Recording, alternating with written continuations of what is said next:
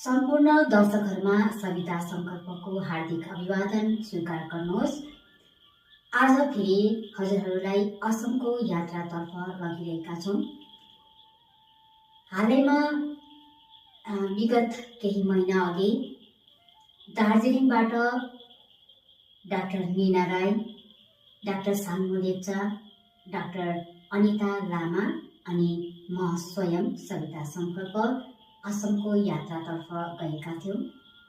असमको यात्रा किनभने कार्बी आङ्लोङ, पश्चिम कार्बी आङ्लोङ असम साहित्य सभाको आयोजनामा एउटा भव्य समारोह सम्पन्न गरिएको थियो अनि त्यो कार्यक्रम रहेको थियो हालैमा दार्जिलिङमा यो जीवन मञ्चन जुन कथा सङ्ग्रह छ डाक्टर मीना राई कृत, यसै कृतिको असमिया भाषामा अनुवाद गरिएको यस कृतिको लोकार्पण समारोहमा हामी चारै सर्जकहरूलाई निम्तो असमबाट आएको थियो अनि हामी चारैजना दार्जिलिङबाट असमतर्फ प्रस्थान भएका थियौँ।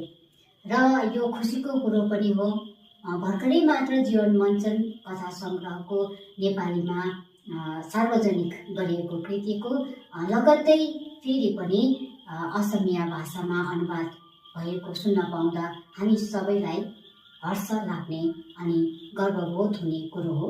र यसै कृतिको असमिया भाषामा अनुवाद गरिएको कृतिको लोकार्पण समारोहमा हामीलाई पनि निम्तो भएको हुनाले हामी चारै कदमहरू असमतर्फ लागेका थियौँ।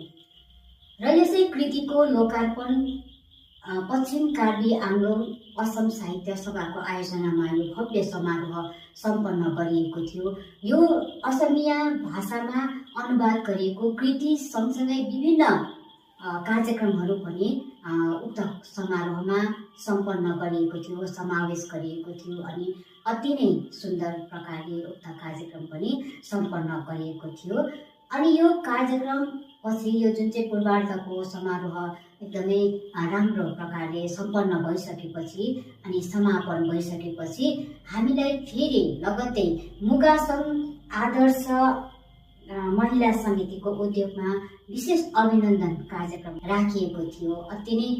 त्यो पनि अति नै राम्रो भएको थियो र यसको निम्ति पश्चिम कार्बी आङ्लोङ असम साहित्य सभाका प्रतिनिधिवर्ग, सदस्यवर्ग साथै मुगा सङ्घ आदर्श महिला समितिका सम्पूर्ण प्रतिनिधि अनि सदस्यवर्गमा पनि हामी सबैको तर्फबाट हार्दिक आभार प्रकट गर्न चाहन्छौँ यति राम्रो कार्यक्रमको निम्ति अनि हजुरहरूले सम्झेर हामीलाई निम्ताउनुको निम्ति।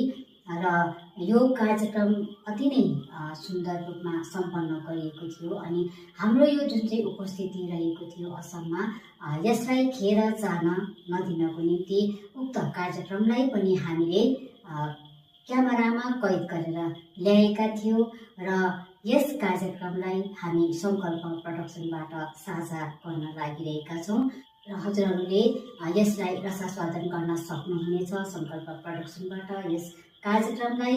अनि यो जीवन मञ्चन जुन चाहिँ हाम्रा डाक्टर मीना राई कृति जीवन मञ्चन नेपाली भाषामा यो पाठकहरू समक्ष सार्वजनिक गरिसकेपछि फेरि पनि लगत्तै असममा असमिया भाषामा यस प्रकार यो कृतिको लोकार्पण भइसकेको छ। अब यस कृतिलाई असमिया भाषीहरूले पनि यस कृतिभित्रका कथाहरूलाई अध्ययन गर्न सक्नेछन्। अनि यसको साथसाथै हामीले सुन्नमा आइरहेको छ, हुन त यो कुरा सत्य हो या होइन, तर यदि सत्य हो भने अति नै राम्रो हो हाम्रा भारतीय नेपाली साहित्यको निम्ति, यो कथा विधाको निम्ति। यो कृति अब चाँडै नै अङ्ग्रेजी भाषामा पनि अनुवाद भएर आइरहेको छ भन्ने सुन्नमा आइरहेको छ। यदि यो कुरो साँचो हो भने हाम्रा कृतिकार डाक्टर मीना राईज्यूप्रति हामी एकदमै हार्दिक बधाई दिन चाहन्छौँ। अनि असमिया भाषामा रना काफ्ले सरले जुन चाहिँ एकदमै यो कृतिलाई असमिया भाषामा असमका सर्जकहरू समक्ष पुर्याइदिनु भयो। यसको निम्ति हामी रना काफ्ले सरलाई पनि धेरै धेरै धन्यवाद दिन चाहन्छौँ। अनि यो दुवै कार्यक्रमका पश्चिम कार्बी आङ्लोङ असम साहित्य सभाका प्रतिनिधि वर्ग अनि सदस्यवर्ग साथसाथमा मुगासङ आदर्श महिला समितिका सम्पूर्ण प्रतिनिधिवर्ग अनि सदस्यहरूमा पनि हामी एकदमै आभार प्रकट गर्न चाहन्छौँ यस भव्य कार्यक्रमको निम्ति, आतिथ्य सत्कारको निम्ति। प्रथमदेखि नै हामीलाई दार्जिलिङबाट प्रस्थान भइसकेपछि असम पुगेन्जेलसम्म अनि दार्जिलिङ फर्केसम्म हामीलाई जुन चाहिँ सेवा गर्नुभयो हाम्रा आदरणीय रना काफ्ले सर स्वयं अनि हाम्रा असम साहित्य सभाका अध्यक्ष विष्णु निरौला सरले जुन चाहिँ हामीलाई यसरी यस प्रकार सहयोग गर्नुभयो, आत्मीय साथ दिनुभयो, यसको निम्ति हामी चारैजना सर्जकको तर्फबाट साथसाथमा समग्र दार्जिलिङ पहाडको तर्फबाट यहाँहरू सबैजनालाई हामी आभार प्रकट गर्दै यो कार्यक्रमलाई हामी सङ्कल्प प्रोडक्सनबाट साझा गरिरहेका छौँ। र क्रिया प्रतिक्रिया के हुन्छ हजुरहरूले लेखिदिन सक्नुहुन्छ। अनि सङ्कल्प प्रोडक्सनको कार्यक्रमलाई हजुरहरूले मन पर्यो भने यसलाई सब्सक्राइब गरिदिनुहोला। आगामी दिनका कार्यक्रमहरू पनि हजुरहरूले हेर्न सक्नुहुनेछ यदि सब्सक्राइब गर्नुभएको छ भने। र अनि सब्सक्राइबको साथसाथमा यसलाई लाइक गरिदिनुहोस्, सेयर गरिदिनुहोस्, सबै समक्षमा पुर्याइदिनुहोस्। अनि सबैभन्दा ठुलो कुरो यस कार्यक्रममा असमिया भाषामा नै प्राय कार्यक्रमहरू सञ्चालन भएको छ अनि उहाँहरूले प्राय जसो असमिया भाषामा नै बोल्नु भएको छ। अनि यसै कार्यक्रमलाई हजुरहरूले रसास्वादन गर्न सक्नुहुनेछ। विशेष गरी असम क्षेत्रका सर्जकहरूलाई पनि हामी निवेदन गर्न चाहन्छौँ र रसास्वादन गर्नुहोस् यस कार्यक्रमलाई। পশ্চিম কাৰ্বি আংলং জিলা সাহিত্য সভাৰ সজনত আৰু উত্তৰে কপলিকৰীয়া শাখা সাহিত্য সভাৰ আতিথ্যত আজি গ্ৰন্থ উন্মোচনী অনুষ্ঠানলৈ সকলোকে স্বাগতম জনাইছোঁ। জীৱনৰ ৰং বিৰঙী দৃশ্যবোৰক শব্দেৰে সজাই তোলাৰ বাবে এই গ্ৰন্থখন আজি পাঠকৰ হাতত পৰিব। জ্ঞানৰ পোহৰে সমাজখনক আলোকিত কৰাৰ এক নতুন প্ৰয়াস হৈছে গ্ৰন্থৰ জন্ম। আমি এনে পবিত্ৰখনত সকলোৱে উপস্থিত হৈছোঁ আৰু আজিৰ এই সভাখন সুচাৰুৰূপে চলাই নিবলৈ এজন মূল ব্যক্তিৰ সঁচাকৈ প্ৰয়োজন। আৰু সেয়েহে আমিও আজিৰ এই গ্ৰন্থ উন্মোচনী সভাখন আনুষ্ঠানিকভাৱে আৰম্ভ কৰিবলৈ মই আমাৰ পশ্চিম কাৰ্বি আংলং জিলা সাহিত্য সভাৰ সন্মানীয় সভাপতি শ্ৰদ্ধাৰ বিষ্ণু নিৰলা দেৱক আজিৰ এই সভাখনৰ মঞ্চ পৰিচালনা কৰিবৰ বাবে মঞ্চত সভাৰ আসন অলংকৃত কৰিবলৈ অনুৰোধ জনালোঁ। আৰু মাননীয় সভাপতি দেৱক এখনি ফুলাম গামোচাৰে বৰণ কৰিবলৈ অনুৰোধ জনালোঁ।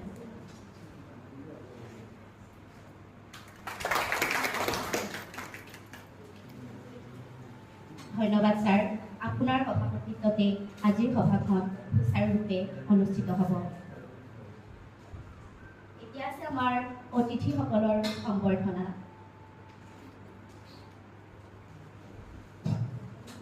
সকলোৰে সহায় সহযোগিতা কামনা কৰি মোৰ সভাপতি গ্ৰহণ কৰিছোঁ। ধন্যবাদ জনালোঁ ছাৰ।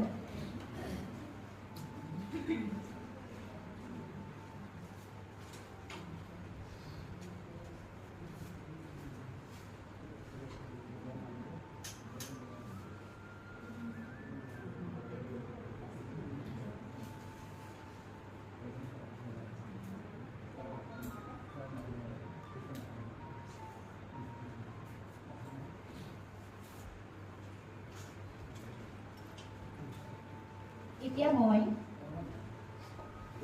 মঞ্চৰ আসন গ্ৰহণ কৰিবলৈ অনুৰোধ জনাইছোঁ সুদূৰ দাৰ্জিলিঙৰ পৰা অহা তথা আজিৰ গ্ৰন্থখনৰ মূল লেখিকা শ্ৰদ্ধাৰ ডক্টৰ নীনা ৰায় তেখেতক মঞ্চৰ আসন গ্ৰহণ কৰিবলৈ অনুৰোধ জনালোঁ।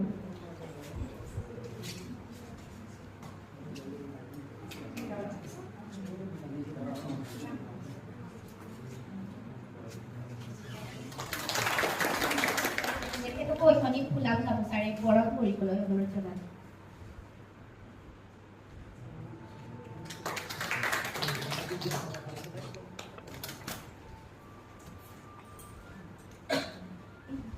ইয়াৰ পিছতে সুদূৰ দাৰ্জিলিঙৰ পৰা অহা আন এগৰাকী বিশিষ্ট সাহিত্যিক শ্ৰদ্ধাৰ ডক্টৰ চামু লেপচা ডাঙৰীয়ানীকো মই মঞ্চৰ আসন অলংকৃত কৰিবলৈ অনুৰোধ জনালোঁ।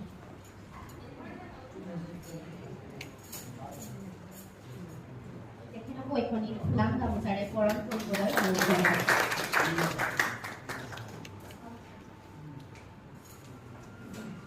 ইয়াৰ পিছতে বিশিষ্ট সাহিত্যিক তথা জয়শ্ৰী হাজে প্ৰতাপ প্ৰাপক অসম সাহিত্য সভাৰ বিশিষ্ট সাহিত্যিক শ্ৰদ্ধাৰ টংক কোঁৱৰদেৱকো মঞ্চৰ আসন অলংকৃত কৰিবলৈ অনুৰোধ জনালোঁ। তেখেতকো এখনি ফুলাম গামোচাৰে বৰণ কৰিবলৈ অনুৰোধ জনালোঁ।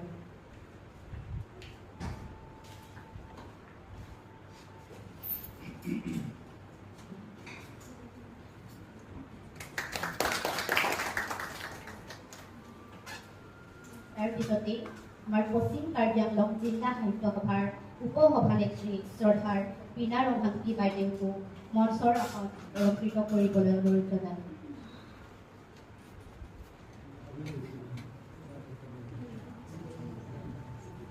বাইদেউকো এখনি ফুলাম গামোচাৰে বৰণ কৰিবলৈ অনুৰোধ জনালোঁ।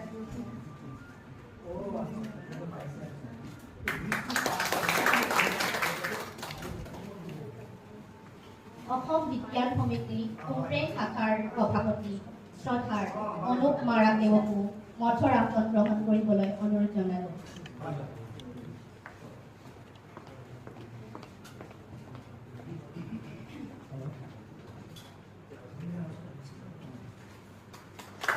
এখনি ফুলাম গামোচাৰে বৰণ কৰিবলৈ অনুৰোধ জনালোঁ।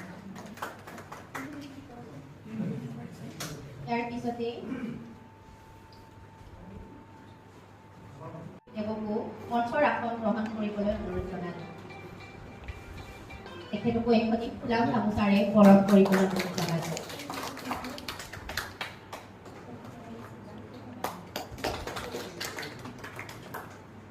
ইয়াৰ পিছতে বিশিষ্ট কবি মদাৰজ্যোতি দেৱকো প্ৰাক্তন সাধাৰণ সম্পাদক সদৌ অসম কবি সন্মিলনৰ পৱন শৰ্মা দেৱকো মঞ্চৰ আসন গ্ৰহণ কৰিবলৈ অনুৰোধ জনালোঁ।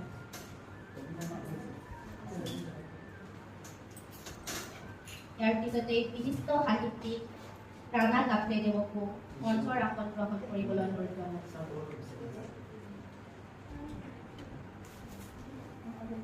পশ্চিম কাৰ্বি আংলং জিলাৰ ক্ৰীড়া সংস্থাৰ সাধাৰণ সম্পাদক জয়ন্ত ফুকাই দেৱকো মঞ্চৰ আসন গ্ৰহণ কৰিবলৈ অনুৰোধ জনালোঁ।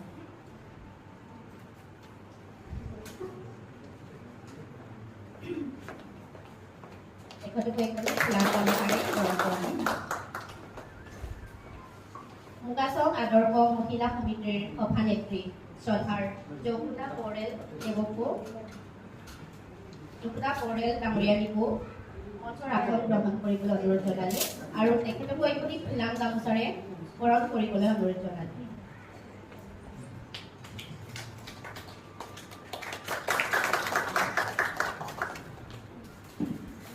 বিশিষ্ট কবি বাপন দেৱকো মঞ্চৰ আসন গ্ৰহণ কৰিবলৈ অনুৰোধ জনালোঁ আৰু তেখেতকো এখনি ফুলাম গামোচাৰে বৰণ কৰিবলৈ অনুৰোধ জনালোঁ।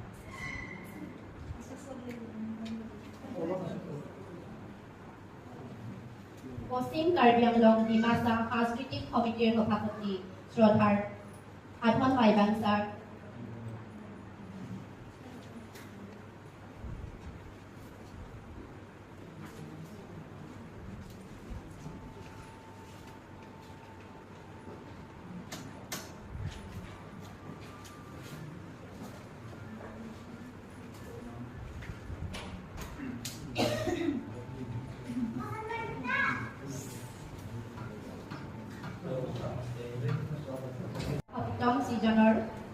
2023 বৰ্ষৰ প্ৰথম ৰানাৰ্ছ আপ তথা অসমীয়া খাদ্য সম্ভাৰক বিশ্ব দৰবাৰত প্ৰতিষ্ঠিত কৰিবলৈ নিৰলম সাধনা কৰি যোৱা আমাৰ শান্তা শৰ্মা ডাঙৰীয়ানীকো মঞ্চৰ আসন গ্ৰহণ কৰিবলৈ অনুৰোধ জনালোঁ আৰু তেখেতকো এখনি ফুলাম গামোচাৰে বৰণ কৰিবলৈ অনুৰোধ জনালোঁ।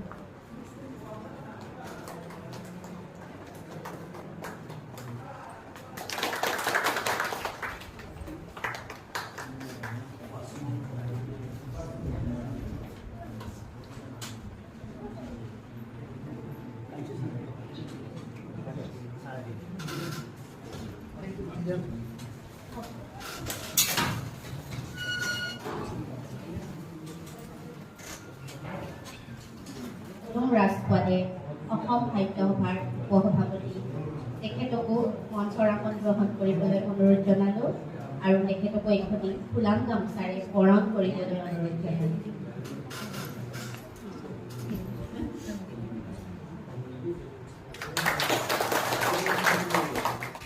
অসম সাহিত্য সভাৰ কবি সন্মিলনৰ সহযোগী আহ্বায়ক শ্ৰদ্ধাৰ প্ৰদীপ শৰ্মা দেৱকো মঞ্চৰ আসন গ্ৰহণ কৰিবলৈ অনুৰোধ জনালোঁ আৰু তেখেতকো এখনি ফুলাম গামোচাৰে বৰণ কৰিবলৈ অনুৰোধ জনালোঁ।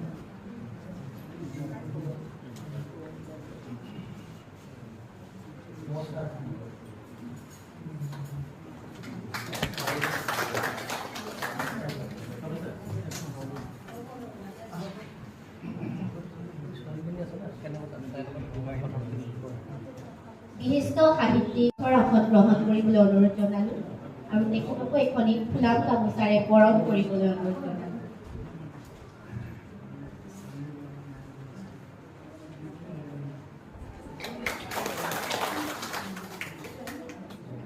দেৱী ডাঙৰীয়ানীক মঞ্চৰ আসন গ্ৰহণ কৰিবলৈ অনুৰোধ জনালোঁ।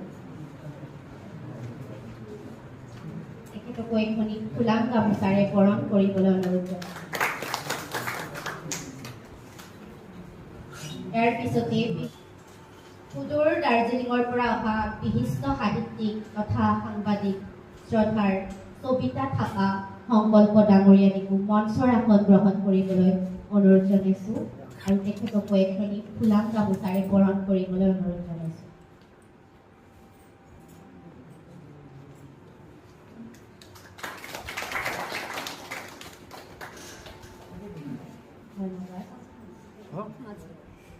তাৰ পিছতে সুদূৰ দাৰ্জিলিঙৰ পৰা অহা বিশিষ্ট কবি তথা সমাজ সেৱিকা ডক্টৰ অনিতা লামা ডাঙৰীয়ানীকো মঞ্চৰ আসন গ্ৰহণ কৰিবলৈ অনুৰোধ জনাইছোঁ আৰু তেখেতকো এখনি ফুলাম গামোচাৰে বৰণ কৰিবলৈ অনুৰোধ জনাইছোঁ।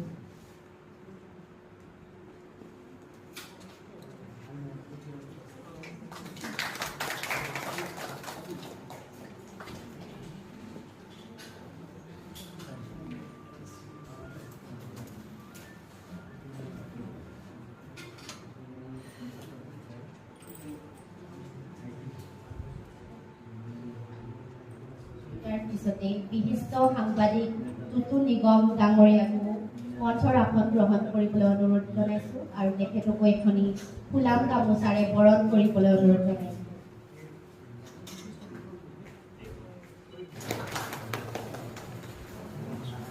বিশিষ্ট সাংবাদিক লক্ষীকান্ত নাথ দেৱকো মঞ্চৰ আসন গ্ৰহণ কৰিবলৈ অনুৰোধ জনাইছোঁ। বিশিষ্ট কবি মদাৰ জ্যোতি দেৱকো মঞ্চৰ আসন গ্ৰহণ কৰিবলৈ অনুৰোধ জনাইছোঁ আৰু তেখেতকো এখনি ফুলাম গামোচাৰে বৰণ কৰিবলৈ অনুৰোধ জনাইছোঁ।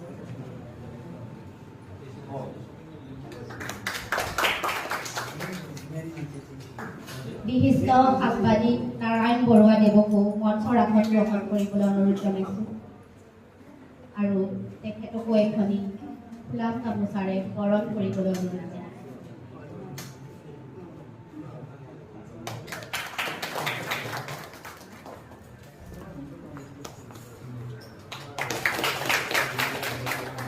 ইয়াৰ পিছতে তৰাজুবি শাখা সাহিত্য সভাৰ শ্ৰদ্ধাৰ সভাপতি জেমছ টিমুং দেৱকো মঞ্চৰ আসন গ্ৰহণ কৰিবলৈ অনুৰোধ জনালোঁ আৰু তেখেতকো এখনি ফুলাম গামোচাৰে বৰণ কৰিবলৈ অনুৰোধ জনালোঁ।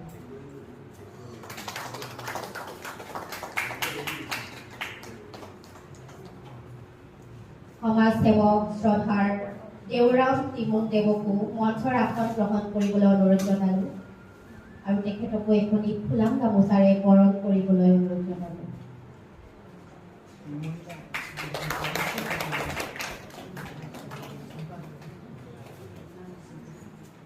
বিশিষ্ট কবি বাপন দেৱকো মঞ্চৰ আসন গ্ৰহণ কৰিবলৈ অনুৰোধ জনালোঁ।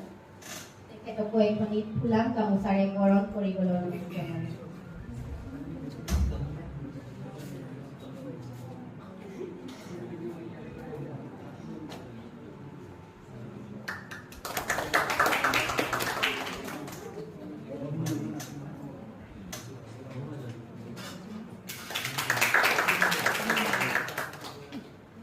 তাৰ পিছতে অৱসৰপ্ৰাপ্ত শিক্ষয়িত্ৰী তথা তুমপ্ৰেম কপিলীপৰীয়া শাখা সাহিত্য সভাৰ উপসভানেত্ৰী ধন্যবাদ।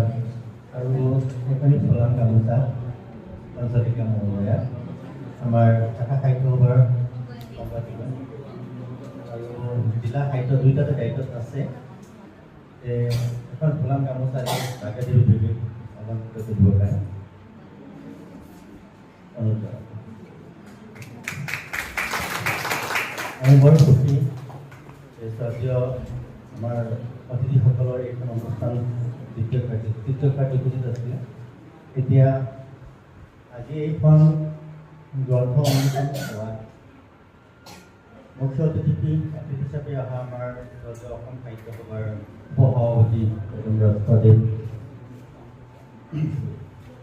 আৰু সুদূৰ দাৰ্জিলিঙৰ পৰা এই মূল কিতাপটো নেপালী ভাষাত লিখা ডক্টৰ মীনা ৰায় বাইদেউ আৰু এইখন আসনতে অলংকৃত কৰা শিশু সাহিত্য একাডেমী প্ৰাপক আমাৰ শ্ৰদ্ধাৰ বাইদেৱে 2025 চনত এইখন ডক্টৰ চাংবল লেপচা বাইদেউ আৰু চানসিং হানছে বঁটা প্ৰাপক অসম সাহিত্য সভাৰ শ্ৰদ্ধাৰ কবি সাহিত্যিক সমালোচক টংক কুমাৰ ছাৰ আৰু ৰাণা চাপ খাদ্য শৃংখলত এই বস্তুটো মই ভালকৈ ক'বলৈ নোৱাৰিলোঁ। আমাৰ এইখন আসনত অলংকৃত কৰা কান্তা শৰ্মা বা আৰু আমাৰ জিলা সাহিত্য সভাৰ উপসভানেত্ৰী বাইদেউ আৰু অসম ছায়েন্স ছ'চাইটি তুমপ্ৰেং শাখাৰ সভাপতি অনুপ মাৰাকদেৱ আৰু স্পৰ্টছ এছ'চিয়েশ্যন পশ্চিম কাৰ্বি আংলঙৰ জয়ন্ত বৰদলৈ সম্পাদকৰ দায়িত্ব থকা বৰদলৈ দেৱ প্ৰমুখে আমাৰ কণ্ঠশিল্পী কাৰ্বি আংলঙৰ মানে যুৱৰ পৰা আজিলৈকে জাগৃত কৰা আমাৰ শিল্পী শ্ৰদ্ধাৰ স্বাৰ্থী ৰম্পী আৰু লগতে বাইদেউ ৰীণাবা আৰু তুমপ্ৰেং কপিলীপৰীয়া সাহিত্য সভাৰ সভাপতি সম্পাদক তৰাদী শাখা সাহিত্য সভাৰ সভাপতি সম্পাদক আৰু আমাৰ পশ্চিম কাৰ্বি আংলং জিলাৰ বিষয়ববীয়া আৰু আমাৰ ৰিপৰ্টাৰ DY36ৰ শ্ৰদ্ধাৰ টিটু নিগম দেৱ লক্ষ্মী নাথ ছাৰ আৰু নাৰায়ণ বৰুৱা দেৱ আৰু সুদূৰ দাৰ্জিলিঙৰ পৰা অহা আমাৰ বাইদেউ ডক্টৰ লামা বাইদেউ আৰু অনিতা বাকে প্ৰমুখ্য কৰি তুমপ্ৰেং মুগাচং আদৰ্শ মহিলা সমিতিৰ সভানেত্ৰী মহোদয় যশোদা পৌডেল সম্পাদিকা বা আৰু পৱন শৰ্মাদেৱ তেখেতকো নগাঁৱৰ পৰা কবি সন্মিলনৰ বিভিন্ন দায়িত্বত তেখেত আগৰ পৰা আছে আৰু মোৰ এতিয়া বিশেষ দীঘলীয়া এইখন আমি স্বাগতম জনাইছোঁ সকলোলৈ। আজি এইখন দিন বৰ আনন্দৰ দিন হ'ব। এইখন দিনত আমাৰ ৰাণা কাপে যিজনে বহু দিনৰ পৰা আজিৰ পৰা মাত্ৰ নহয় বহু তাহানিৰ পৰা লিখনি আৰম্ভ কৰিছিল। আজি এইখন যিটো পৰিৱেশ আমাক বঢ়াই দিলে সেই আমি জিলা সাহিত্য সভাই ভাবিছোঁ যে এখন কিতাপ এখন মানে আমি ওলাই দিম মানে জীৱন মঞ্চন এইখন কিতাপ এটা পৰিৱেশ হ'ল। সেই গতিকে ৰাণা কাপে ছাৰক অলপ ধন্যবাদো দিছোঁ। তাৰে বহুত কষ্ট কৰিছে যে আমাৰ অসম আৰু দাৰ্জিলিঙৰ সাহিত্যিক মনসকলক একত্ৰিত কৰি এতিয়া বিশ্ব দৰবাৰলৈ এখন যাব। অসমীয়া ভাষালৈ তেখেতে যিটো তেখেতে অসমীয়া মাত্ৰ নহয় ছাৰ, তেখেতে গাৰো ভাষাটো লিখিছে, নেপালীটো লিখিছে, অসমীয়া ভাষাত লিখিছে, হিন্দী ভাষাত লিখিছে, এনেকৈ প্ৰায় 16খনমান গ্ৰন্থ তেখেতে অলৰেডি হৈ গ'ল। স্বাগতম জনাইছোঁ। বিশেষ আৰু ক'বলগীয়া নাই। এতিয়া নেক্সট কাৰ্যসূচীখন চলাই ল'বৰ কাৰণে সহপাঠিকাক দায়িত্ব দিছোঁ। এতিয়া আমাৰ আদৰণি ভাষণ অলকা বাথাৰী আমাৰ সভানেত্ৰী দেখা পাইছে। ইয়াৰ আগত এটা উদ্বোধনী গীতটো আৰম্ভণি মই পাহৰি গৈছিলোঁ, লিখিছিলোঁ উদ্বোধনী গীত।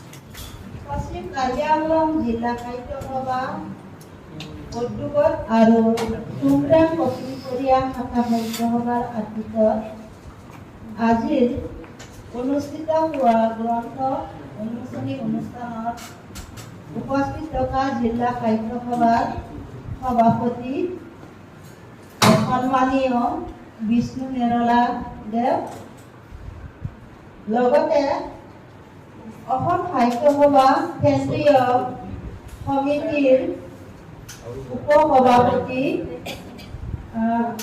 পদুম ৰাজখোৱা মহাশয়দেৱ, লগতে সদূৰ পৰা আশা দাৰ্জিলিঙৰ পৰা আশা বিশিষ্ট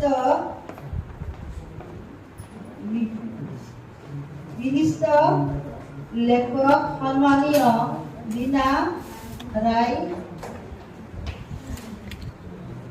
লগতে সন্মানীয় বিশিষ্ট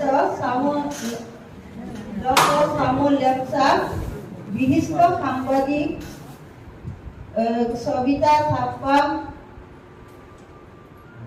লগতে সন্মানীয় কবি ডক্টৰ অনিমা লামা, লগতে পশ্চিম কাৰ্বি আংলং জিলা সাহিত্য সভাৰ আমন্ত্ৰিত অতিথি,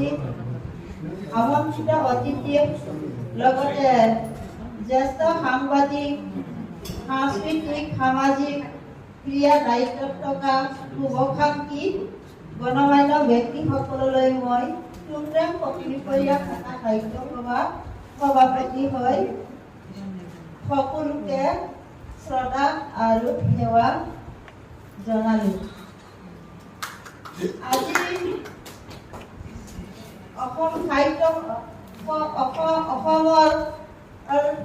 অসমৰ এটা সৰু জিলা পশ্চিম কাৰ্বি আংলং অঞ্চলত অসমীয়া ভাষা সাহিত্য আৰু দাৰ্জিলিঙৰ ভাষা সাহিত্যৰ লগত সমন্বয় সেতুৰ পৰা গঢ়াৰ উদ্দেশ্যে এটি পশ্চিম কাৰ্বি আংলঙৰ বিশিষ্ট লিখক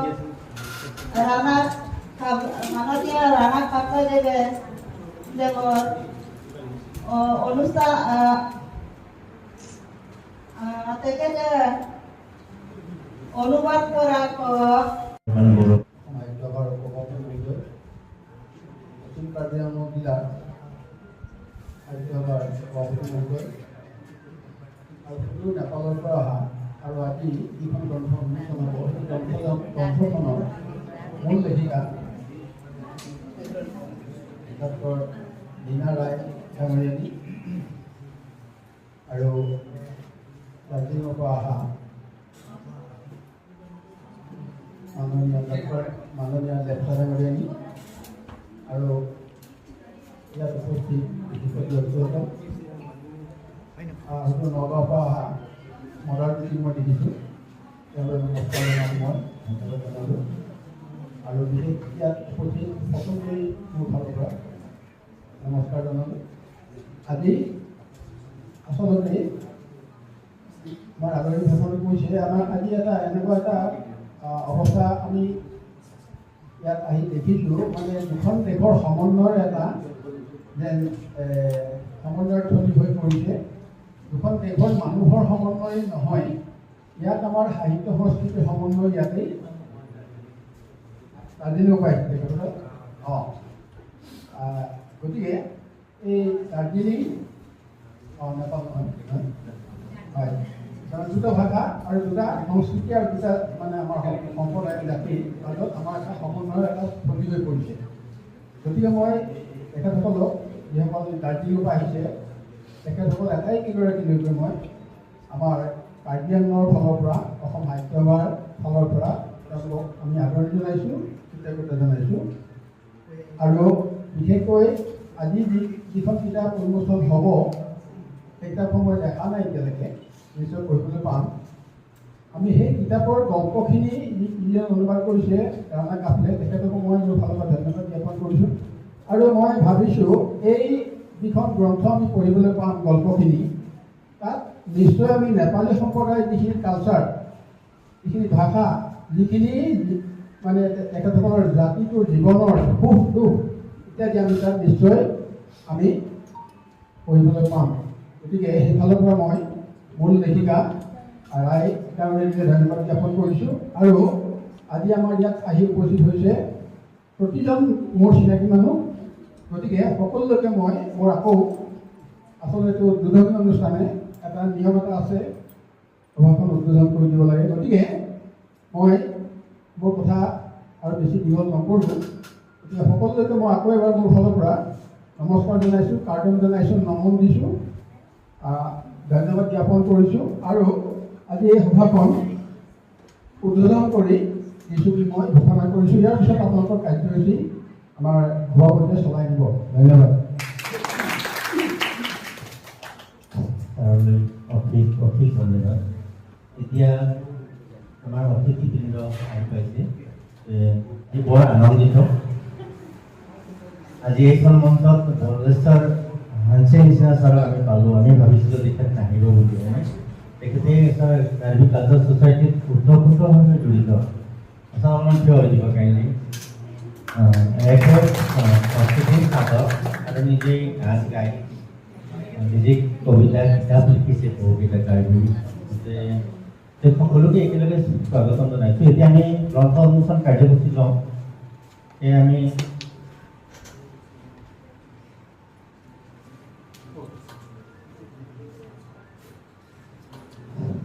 আমি আজি ভাষা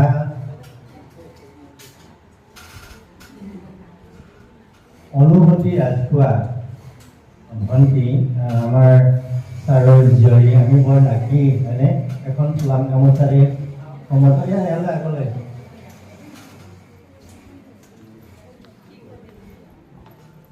ইমান ভাল লাগিছে। এতিয়া এইখন সময়তো সাহিত্য সংস্কৃতিৰ লগত হয়নে পঢ়া সময়ত এইখন দিয়াটো আমাৰ কাৰণে বৰ ভাল।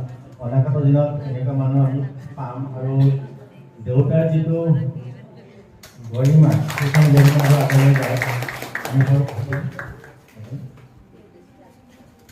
তেতিয়া আমি কিতাপ লৈ আহিবলৈ গ্ৰন্থখনলৈ আহিবৰ কাৰণে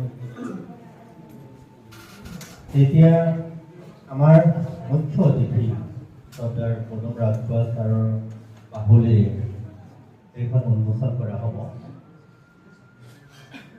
কবিবিলাকে কয় অনহতে গাইছে নীলক ভাষাৰে দিন ৰজনী অখণ্ড বিনাৰ আতনি গান কোনেও যে তাত নিদিয়ে গান সেয়ে ইমান ব্যাকুল হিয়া অকুল থুগুল থিৰ নাইকিয়া কিদৰে কৰাওঁ অমৃত প্ৰাণ।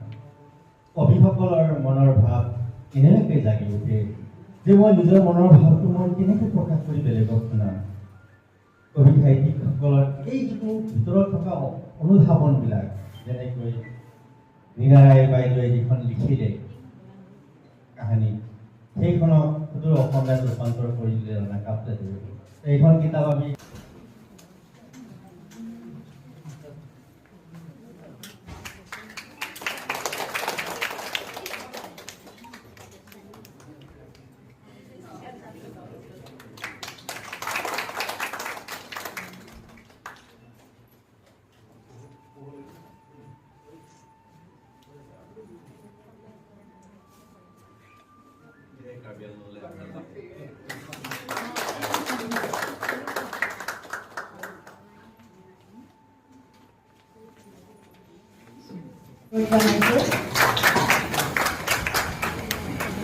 অসমীয়া সাহিত্যৰ ভঁৰাললৈ এই নতুন গ্ৰন্থখনে এক অনন্য মাত্ৰা প্ৰদান কৰিব বুলি আমি আশাবাদী।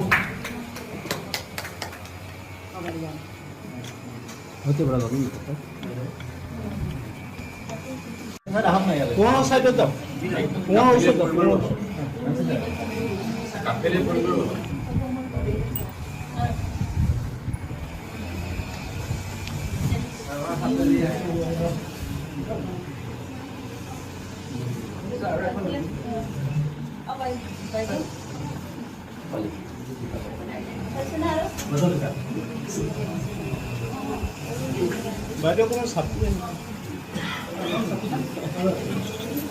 ভানছে ছাত্ৰী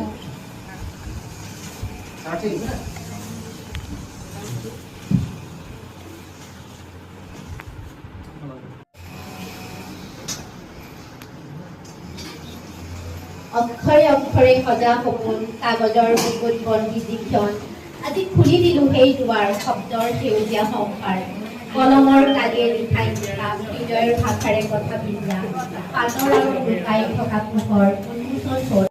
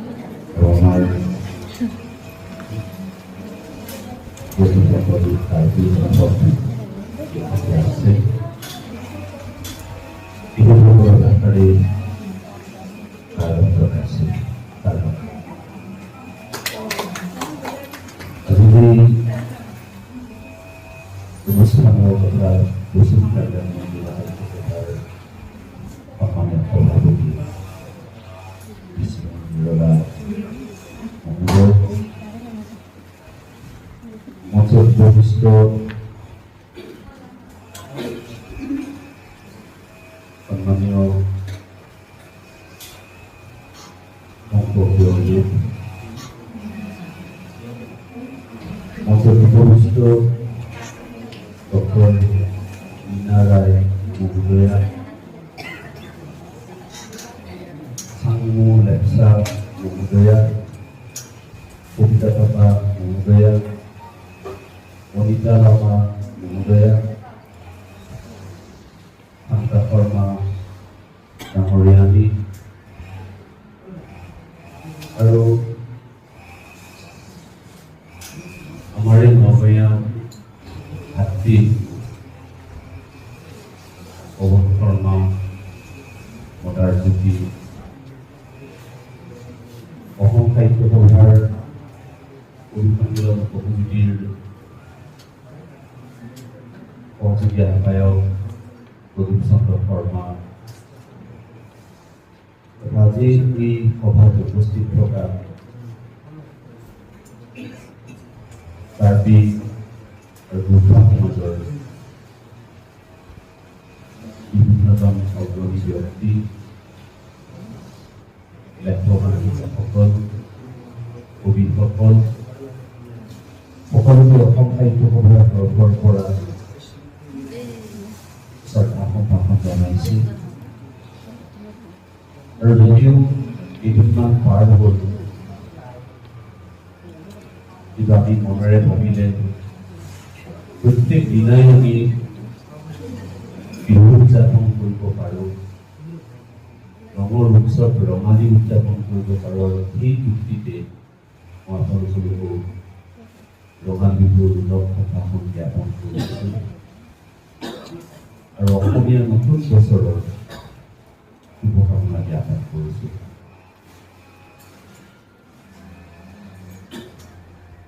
ৰাণা কাফলে ডাঙৰীয়া, তেখেতক আমি প্ৰথমেই জানো বা আমি খুব মৰমেৰে বা সন্মানেৰে চাওঁ যে তেখেত অসম সাহিত্য সভাৰ এগৰাকী পৰম শুভাকাংক্ষী, অসম সাহিত্য সভাৰ এগৰাকী একনিষ্ঠ সেৱক। এটা দীঘলীয়া সময় ধৰি ৰাণা কাফলে অসম সাহিত্য সভাৰ সৈতে জড়িত হৈ আছে আৰু অসম সাহিত্য সভাক শক্তিশালী কৰিবৰ কাৰণে তৎপৰতাচী সেৱা আগবঢ়াই দিছে। আচলতে আমাৰ পশ্চিম কাৰ্বি আংলং যিখন জিলা, এখন নতুন জিলা, আমাৰ আজি সম্পাদক উপস্থিত নাই, তেখেতৰ এটা ব্যক্তিগত দুৰ্যোগৰ কাৰণে তেখেত এতিয়া স্বামীক চিকিৎসা কৰিবৰ কাৰণে হস্পিটেলত আছে, চিকিৎসালয়ত আছে। আমি তেখেতৰ আত্মৰক্ষা প্ৰাৰ্থনা কৰিছোঁ। সম্পাদক খুব উৎসাহী, আমি দেখিছোঁ। এনেই দেখাত সাধাৰণভাৱে এগৰাকী মহিলা। আমি কেতিয়াবা কেতিয়াবা কওঁ যে মহিলাই এইটো নোৱাৰে কৰিব, সেইটো নোৱাৰে কৰিব, ইত্যাদি ইত্যাদি। কিন্তু এই কথাটো আমি এতিয়া সকলোৱে দেখা পাইছোঁ যে মহিলাই আগভাগ ল'লেহে আচলতে কামটো সম্পূৰ্ণ হয় বা সফল হয় সকলো ক্ষেত্ৰতে। আজিৰ এই সভাখন যদি সফল হৈছে একমাত্ৰ বা ইয়াৰ সফল হোৱাৰ দাবী কৰিব পাৰে মহিলাসকলে। কাৰণ আমি পুৰুষ যিমান আছোঁ, পুৰুষতকৈ 10গৰাকী হ'লেও মহিলা ইয়াত বেছি উপস্থিত আছে। আৰু এই কথাটো মই ক'বলৈ লাজ নকৰোঁ। এতিয়া আমাৰ ধৰ্ম যদি ৰক্ষা হৈ আছে, সংস্কৃতি যদি ৰক্ষা হৈ আছে, সমাজ যদি ঠিকেই চলি আছে, মহিলাৰ কাৰণে চলি আছে। হয়, কেতিয়াবা কেতিয়াবা দুই এগৰাকী মহিলাই কিছুমান নকৰিবলগীয়া কাম কৰে। আজিকালি ফেচবুকৰ যুগ, পইচা পাব, ৰীল বনালে পইচা পাব, কিবা কৰিলে পইচা পাব, গতিকে কাপোৰ কানি বাদ দিছে, তেনেকৈও ৰীল টিল বনাই নাক কটা কাম কিছুমান কৰিছে, পুৰুষেও কৰিছে তেনেকুৱা কাম। কিন্তু আমি সেই দিশটো যদি আমি আঁতৰাই থৈ দিওঁ, নেতিবাচক দিশটো যদি আঁতৰাই থৈ দিওঁ, ইতিবাচক দিশত কিন্তু মহিলা নহ'লে সমাজ নচলে। মোৰ ঘৰখন যদি চলি আছে একমাত্ৰ মহিলাৰ কাৰণে, ল'ৰা ছোৱালীকেইটা যদি সঠিকভাৱে ডাঙৰ দীঘল হৈছে মহিলাৰ কাৰণে। আমি উৎপীড়ন কৰোঁ পুৰুষবিলাকে, উৎপীড়ন কৰোঁ। ইমানখিনি সন্মান দিব লাগে মহিলাগৰাকীক, ইমানখিনি সন্মান নিদিওঁ। পৰিবাৰত ইমান সন্মানৰ দৃষ্টিৰে আমি নাচাওঁ, অথচ ঘৰখন কিন্তু বৰ্তি থাকে তেওঁৰ কাৰণে। আজি কাৰ্বি আংলং জিলাখনো মহিলাই নেতৃত্ব দিছে সম্পাদক, তাৰ লগতে আমাৰ বিষ্ণু ককাইদেউ আছে, তেখেতসকলে নেতৃত্ব দিছে। আমাৰ সহকাৰী সম্পাদকক দেখিছোঁ, তেওঁ যথেষ্ট উদ্যমী মহিলা হ'ব। ইয়াত আমাৰ বিভিন্ন শাখাৰ বিভিন্ন বিষয়ববী আছে, তেখেতসকলে কাম কৰি আছে। ঠিক তেনেধৰণে ৰাণা কাপুৰে এটা দীঘলীয়া সময় ধৰি কাম কৰি আছে। আৰু আমি জানো যে ৰাণা কাপুৰেৰ এইখন একমাত্ৰ গ্ৰন্থ নহয়। ইয়াৰ আগতে 15খনতকৈ বেছি গ্ৰন্থ তেখেতৰ হৈছে। বিভিন্ন গ্ৰন্থ তেখেতে লিখিছে। এটা কম ডাঙৰ কথা, মানে সৰু কথা নহয়। আজি পশ্চিম কাৰ্বি আংলং জিলাখন আমি দেখিছোঁ, বিভিন্ন ক্ষেত্ৰত এইবোৰ পিছ পৰি আছে। আপোনালোকে ক্ষমা কৰিব ভুল হ'লে। মই এবাৰ আমাৰ টংক কোঁৱৰদেৱহঁতৰ ঠাইখনলৈ আহিছিলোঁ, কৈথলাংচলৈ। আহি সিফালেদি বোলো মই অকণমান আগলৈ যাওঁ, কৈথলাংচৰ পৰা পশ্চিম কাৰ্বি আংলঙৰ ভিতৰলৈ সোমাওঁ। কিছুদূৰ গৈ মই আকৌ গাড়ী ঘূৰাই ল'লোঁ, কাৰণ বাট পথৰ অৱস্থা ইমানেই বেয়া হৈছে। সেইবোৰ আচলতে আমাৰ গৰু বাটৰ নিচিনা। আমাৰ গাঁওবিলাকত গৰু বাট আছে, সেই গৰু বাটৰ লেখীয়া হৈ আছে। গাঁতেই চাপনে, বোকাই চাপনে, পানীয়েই চাপনে। কিন্তু হোজাইৰ পৰা পশ্চিম কাৰ্বি আংলং সংযোগী যিটো পথ আজি দেখা পালোঁ, এই ৰাস্তাটো আৰু কিমান দিনত শেষ হ'ব নাজানো। কিন্তু এতিয়া চাগে দবালপিটা বৰষুণ এজাক হ'লে আমি ওলাই যাওঁতেও চাগে আমাৰ অলপ অসুবিধা হ'ব। তাকে ভাবিছোঁ যে হোজাইৰ পৰা বা পশ্চিম কাৰ্বি আংলঙৰ পৰা হোজাই নিতৌ অহা যোৱা কৰা মানুহখিনি কিমান কষ্ট পায়। আৰু সেইকাৰণে ভাবিবলৈ অকণমান কষ্ট হয় যে সঁচাকৈ বিকশিত অসমৰ এখন ছবি নহয়। এই পিছপৰা এখন জিলাত ৰাণা কাপুৰেৰ নিচিনা এজন মানুহে এখনৰ পিছত এখনকৈ গ্ৰন্থ ছপা কৰি আছে, লিখি আছে, ভাগৰা নাই। মই গৈ থকা গ্ৰন্থখনো এখন গল্পপুথি, এইটো কম ডাঙৰ কথা নহয়। সেইকাৰণে আচলতে ৰাণা কাপুৰেক আমি ধন্যবাদ জনাব লাগে, তেওঁক আমি চেলুট দিব লাগে। আমি ৰাণা কাপুৰেৰ সৃষ্টিসমূহৰ কথা মই ইয়াৰ সমীক্ষা দিবলৈ নাযাওঁ, কিন্তু তেখেতৰ লিখন শৈলীয়ে যে ইতিমধ্যে পৰিপক্কতা লাভ কৰিছে, সেই কথাটো মই কিন্তু বিভিন্নজনৰ মুখত মই শুনিছোঁ। মই ইয়াত বহি থকা সময়তো আমাৰ সভাপতি ডাঙৰীয়াই ৰাণা কাপুৰেৰ প্ৰশংসা কৰি আছে। ৰাণা কাপুৰে কিবা মৰম চৰম কৰি থৈছে যদি নাজানো, কিন্তু অতি আন্তৰিকতাৰে কিন্তু তেখেতে লেখকৰ প্ৰশংসা কৰি আছে। মই ধেমালি কৰিছোঁ আচলতে, তেখেতে যিখিনি কথা কৈছে খুব আন্তৰিকতাৰে কৈছে। এতিয়া আমি ইয়াতে যদি চাওঁ তেখেতৰ লেখা কেনেকুৱা, তেখেতৰ লেখা আচলতে অপৰিপক্ক নহয়। আমি যদি যিকোনো এটা লেখা পঢ়ো, কিন্তু তেখেতে এটা কথা বুজি ল'লেই হ'ল, আমি বহুত প্ৰশংসা কিয়া হে কালিৰ পৰা নাই। গ্ৰন্থখন ধুনীয়াকৈ ছপাই উলিয়াইছে বংচাই প্ৰকাশনে, মদাৰজ্যোতিয়ে আৰ্হি সম্পাদনা কৰিছে। মদাৰজ্যোতিয়ে যেতিয়া আৰ্হি পাঠ চাইছে, বানান তেতিয়াহ'লে নিশ্চয় কমকৈ ভুল হ'ব। মদাৰজ্যোতিৰ ভাষাৰ ওপৰত আৰু এটা দখল আছে। গতিকে মই আশা কৰিছোঁ যে গ্ৰন্থখন মানুহৰ সুখপাঠ্য হ'ব। গতিকে ৰাণা কাফলে এনেধৰণে ভাল কামবোৰ কৰি যাওক। আৰু মই জনাত তেখেতে কেৱল এই নেপালী ভাষাৰ পৰাই কিতাপখন অনুবাদ কৰা নাই এনেকুৱা, আৰু বেলেগ বেলেগ ভাষাৰ পৰাও, হিন্দীৰ পৰা কৰিছে, গাৰো ভাষাৰ পৰাও এখন কৰিছে, গাৰো ভাষাত গ্ৰন্থ লিখিছে। গতিকে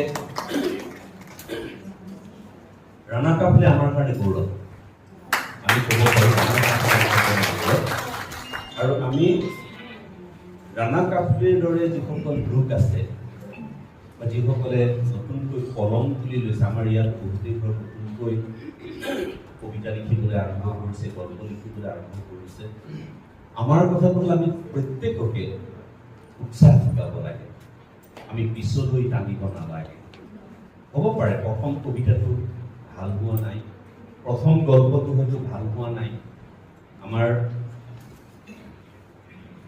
জীয়াৰীয়ে যেতিয়া ধৰক প্ৰথম কিবা এটা ৰান্ধিবলৈ যাব, প্ৰথম ৰন্ধনটোৱে হয়তো 100% পৈণত নহ'ব পাৰে, কিন্তু ৰান্ধোতে ৰান্ধোতে পিছত গৈ গৈ কি হ'ব, তাইও এগৰাকী খুব দক্ষ ৰান্ধনি হ'ব,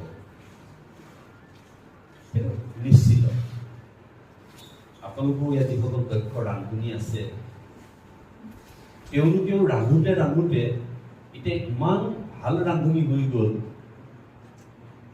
এতিয়া অতিথিক যেতিয়া নিমন্ত্ৰণ কৰি খুৱাই, তেওঁলোকে আকৌ এদিন আহিম মনত ভাৱ এটা লৈ পেলাই যায়, আৰু সেইকাৰণে ক'লে ভাল পায়, আকৌ আহিব বুলি ক'লে ভাল পায়। গতিকে সেইটো কেনেকৈ হ'ল, প্ৰথম ৰান্ধোতেই কিন্তু একেবাৰে সুস্বাদু ব্যঞ্জন এখন, সুস্বাদু আঞ্জা এখন ৰান্ধিব পৰা নাই। তেখেতক আমি শুভেচ্ছা জনাইছিলোঁ। আৰু ছাৰে কিছু কথা ক'লে, তত্ত্বগধুৰ কথা কৈ আমাক বুজাই দিলে, আমি বৰ আনন্দিত। ছাৰৰ বহুত কাম আছিল, বহুত কামৰ মাজত, ব্যস্ততাৰ মাজত আমাক সময় দিয়াৰ কাৰণে ছাৰক অশেষ অশেষ ধন্যবাদ। আৰু ইয়াৰ পিছত এইখন গ্ৰন্থৰ মঞ্চন, জীৱন মঞ্চনৰ বিষয়ে অসমীয়াত থোৰতে আলোকপাত কৰিব পাৰোঁ। মাদাৰ জ্যোতি দেৱক নিমন্ত্ৰণ কৰিছোঁ, তেখেতে নিজেই কষ্ট কৰি যিখন কামত আমি গম পাওঁ, আহক আপুনি ইয়ালৈ। আৰু থোৰতে ক'বলৈ গ'লোঁ, সময় আমাৰ খুব ডাঙৰ হ'ব।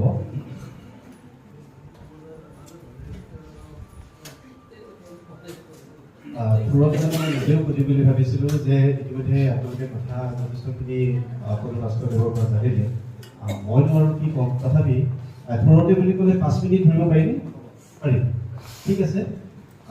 এই 5 মিনিটত মই মোৰ ব্যক্তিগত জীৱনৰ অকল অভিজ্ঞতা আৰু নেপালী সাহিত্যৰ সৈতে মোৰ সম্পৰ্কৰ বিষয়ে অকণমান ক'ব বিচাৰিছোঁ।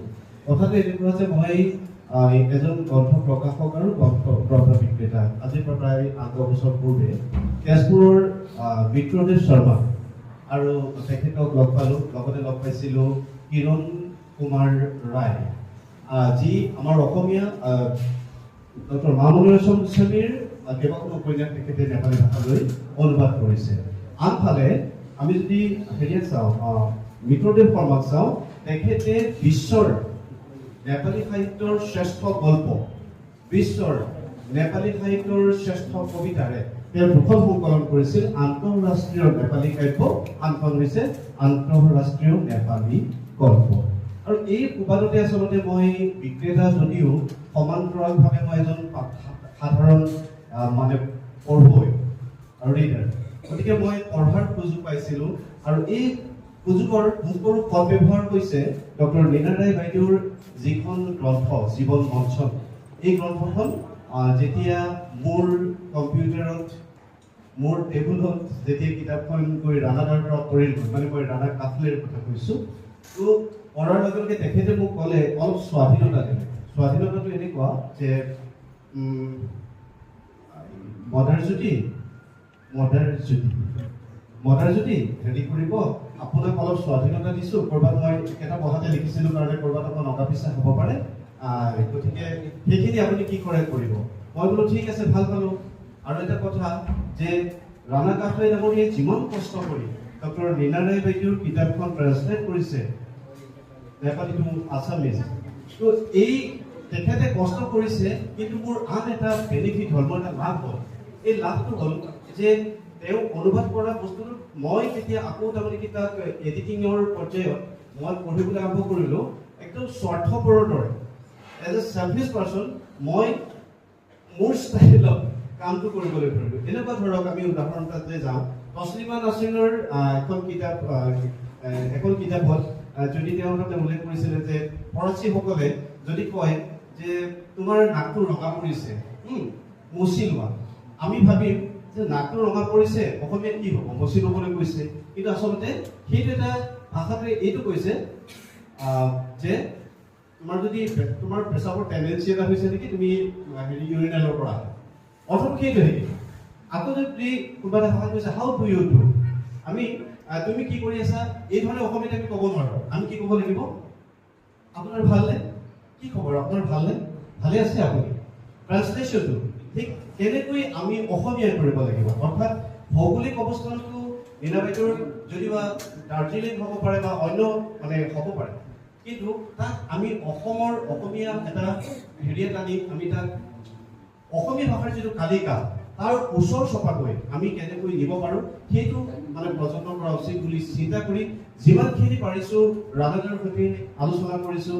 আৰু মোৰ বন্ধু পৱন শৰ্মা, তেখেতো এগৰাকী গোৰ্খা সম্প্ৰদায়ৰ হয়, তেখেতকো মই এডভাইচ লৈছোঁ যাতে তাৰমানে সহায় হয়। কাৰণ ৰাণাদা একে সময়তে কিতাপটোৰ পাব্লিছৰ কথাটোতে জড়িত হৈ থকা নাই, অৰ্গেনাইজ কৰিব লাগিব, এই ইন'ভেশ্যন অনুষ্ঠানটো অৰ্গেনাইজ কৰিব লাগিব। ইফালে বিষ্ণুদাই ফোন কৰিলে, ফোন কৰোঁতে বোলে 26 তাৰিখে হ'বই লাগিব, লাগি গ'ল মানে ধৰ্মৰ লাগি গ'ল। আৰু যিমান পাৰি তাৰমানে এজ ফাষ্ট মানে আমি চেষ্টা কৰিছোঁ যাতে আমি কিতাপখন কি কৰিব পাৰোঁ, মানে যিমান পাৰি বিশুদ্ধকৈ কিতাপখন আগবঢ়াই দিব পাৰোঁ। কিন্তু তাৰ পাছতো আমি দুজনে আলোচনা কৰিছোঁ যে আমি যদি আৰু অলপ সময় পালোহেঁতেন, যে কিতাপখন আৰু অলপ আমি এডিট কৰি তাক আৰু মানে মানে পিয়ৰৰ ওচৰলৈ আমি নিব পাৰিলোহেঁতেন। যাই কি নহওক, এটা কথা আপোনালোকক মই এই ক্ষেত্ৰত ধন্যবাদ জনাইছোঁ ৰাণাদাক, যে ৰাণাদাই মোক এনে এটা দায়িত্ব দিয়াৰ কাৰণে মই এই গ্ৰন্থখনৰ এক মহান যাত্ৰাৰ সৈতে যিখন অসমীয়াত আমাৰ প্ৰকাশ হৈছে মই অংশীদাৰ হ'বলৈ পালোঁ, মই যে পাৰ্ট এটা হ'বলৈ পালোঁ তাৰ কাৰণে ধন্যবাদ। এতিয়া আহক অতঃপৰে আমাৰ শ্ৰদ্ধেয় অসম সাহিত্য সভাৰ উপসভাপতি মহোদয়ে কোৱা কথাষাৰ মানে মই জেঠালি এটা কথাই ক'ব খুজিছোঁ যে গ্ৰন্থখন যে আমি পঢ়িম নে আমি কিতাপখন পাইছোঁ ঘৰলৈ লৈ থৈ দিম, কোনটো কৰিম। ইয়াতে মই কোনো কিতাপখন বিচাৰিছোঁ মীনা বাইদেউৰ বিষয়ে অকণমান, ইয়াৰ যিটো নেপালী ভাৰ্চন আছিলে মেবি, তাতে খ্ৰীষ্ট আৰু বিশিষ্ট গল্পবোৰ বুলি যি সংগীত, গতিকে ইয়াতে মনোৰঞ্জনৰ যদি ছোৱালী কাহিনীৰ পৰা আৰম্ভ কৰি কেনেকৈ একদম সাধাৰণ পৰ্যায়ৰ পৰা জীৱনটোত কেনেকৈ মানে নিজক মানে দুৰ্ভাগ্যৰ দিনবোৰৰ পৰা নিজক উত্তৰণ কৰিবলৈ, আমি দুৰ্ভাগ্যৰ দিনবোৰৰ পৰা যন্ত্ৰণাৰ দিনবোৰৰ পৰা আমাৰ নিজৰ উত্তৰণ কৰিবৰ কাৰণে যদি আমি নিজকে আত্মবিশ্বাসী কৰি তুলিব পাৰোঁ, চেষ্টা কৰিব পাৰোঁ, এই কথাখিনি জানিবলৈ প্ৰেৰণা পাবলৈকো আপুনি গৰ্ভদান 1ৰ পৰা গৰ্ভদান 6লৈ এই গল্পখিনি তাৰমানে আপুনি পঢ়াব কি অপৰিহাৰ্য। 7-7 যদি আমি ক'বলৈ যাওঁ, এই গ্ৰন্থখনত ইমান ভেৰাইটিজ বিষয়ৰ আছে। অৰ্থাৎ লেখিকা এগৰাকী পৰ্যটক আৰু তেওঁৰ যিটো মানে মানৱীয় যিটো দৃষ্টিকোণ, সেই দৃষ্টিকোণটোৱে আচলতে এই গ্ৰন্থখনক এনেকৈ উজ্বলাই তুলিছে যে আপোনালোকে প্ৰতিটো গল্প পঢ়িয়ে অলপ ৰ'বলৈ মন যাব, ভাবিবলৈ মন যাব, আকৌ পাছৰ গল্প পঢ়িবলৈ মন যাব। যেনেকৈ এটা সুন্দৰ সোৱাদ লগা চাহ আমি গ্ৰহণ কৰাৰ পিছত কোনোবাই তামোল এখন দিবলৈ ওলালে আমি কওঁ অলপ ৰ'বচোন, ইয়াৰ সোৱাদটো মই আৰু অকণমান অনুভৱ কৰি লওঁ। অৰ্থাৎ এই গল্পৰ এই কিতাপখনৰ মানে সেই ধৰণৰ এটা হেৰি আছে। আৰু বিশেষকৈ মই আজিৰ এইটো সময়ত ডক্টৰ মীনা ৰায় বাইদেউৰ লগতে দাৰ্জিলিঙৰ পৰা অহা আমাৰ যিসকল সন্মানীয় অতিথি গেষ্ট আছে, আপোনালোকক ধন্যবাদ আৰু কৃতজ্ঞতা জনাইছোঁ যে আমি দাৰ্জিলিঙলৈ নোযোৱাকৈ আপোনালোকক আমাৰ ইয়াত আপোনালোকক লগ পালোঁ। অৰ্থাৎ আমাৰ দাৰ্জিলিং ভ্ৰমণ কৰাৰ আধাখিনি ইতিমধ্যে আমাৰ কি হৈছে, পূৰ হৈছে।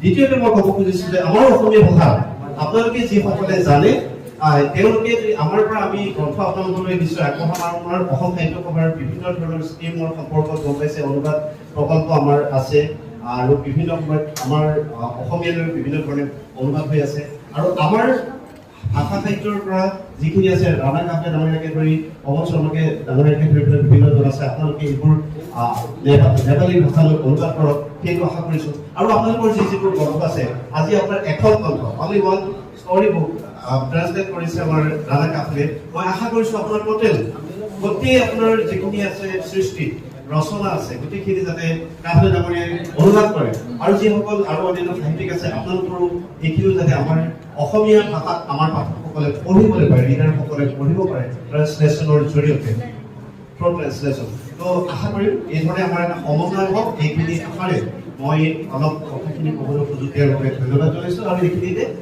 মই বন্ধু এই যাত্ৰা এটা দিবলৈ নগাঁৱৰ পৰা যাত্ৰাটোত বন্ধু পৱন শৰ্মা আৰু বন্ধুপত্নী আমাৰ শাখা দুয়োগৰাকীকে ধন্যবাদ আৰু কৃতজ্ঞতা জনাইছোঁ সকলোকে ধন্যবাদ আৰু কৃতজ্ঞতা দাৰ্জিলিঙৰ সকলো মানে আমাৰ অতিথিক স্বাগতম জনাই পুনৰ কোৱাত ত্ৰুটি হ'ব পাৰে 5 মিনিট কৈছিলোঁ বেছি হ'লেও কম হ'ব তাকো নাজানো এইখিনি কৈ সামৰিছোঁ কিন্তু পুনৰবাৰ মই ৰাণা কাপে ডাঙৰীয়াক কৃতজ্ঞতা জ্ঞাপন কৰিছোঁ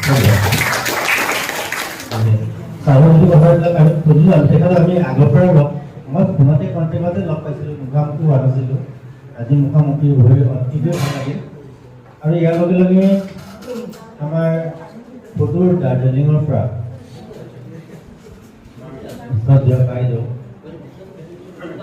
তেখেতে হিন্দী ভাষা ডক্টৰ চাংমুল লেপচা বিশিষ্ট শিশু সাহিত্যিক দাৰ্জিলিং বাইদেউ আলোচনা কৰিবৰ কাৰণে অনুৰোধ জনাব আপুনি হিন্দী ভাষा में बोलने सीखिए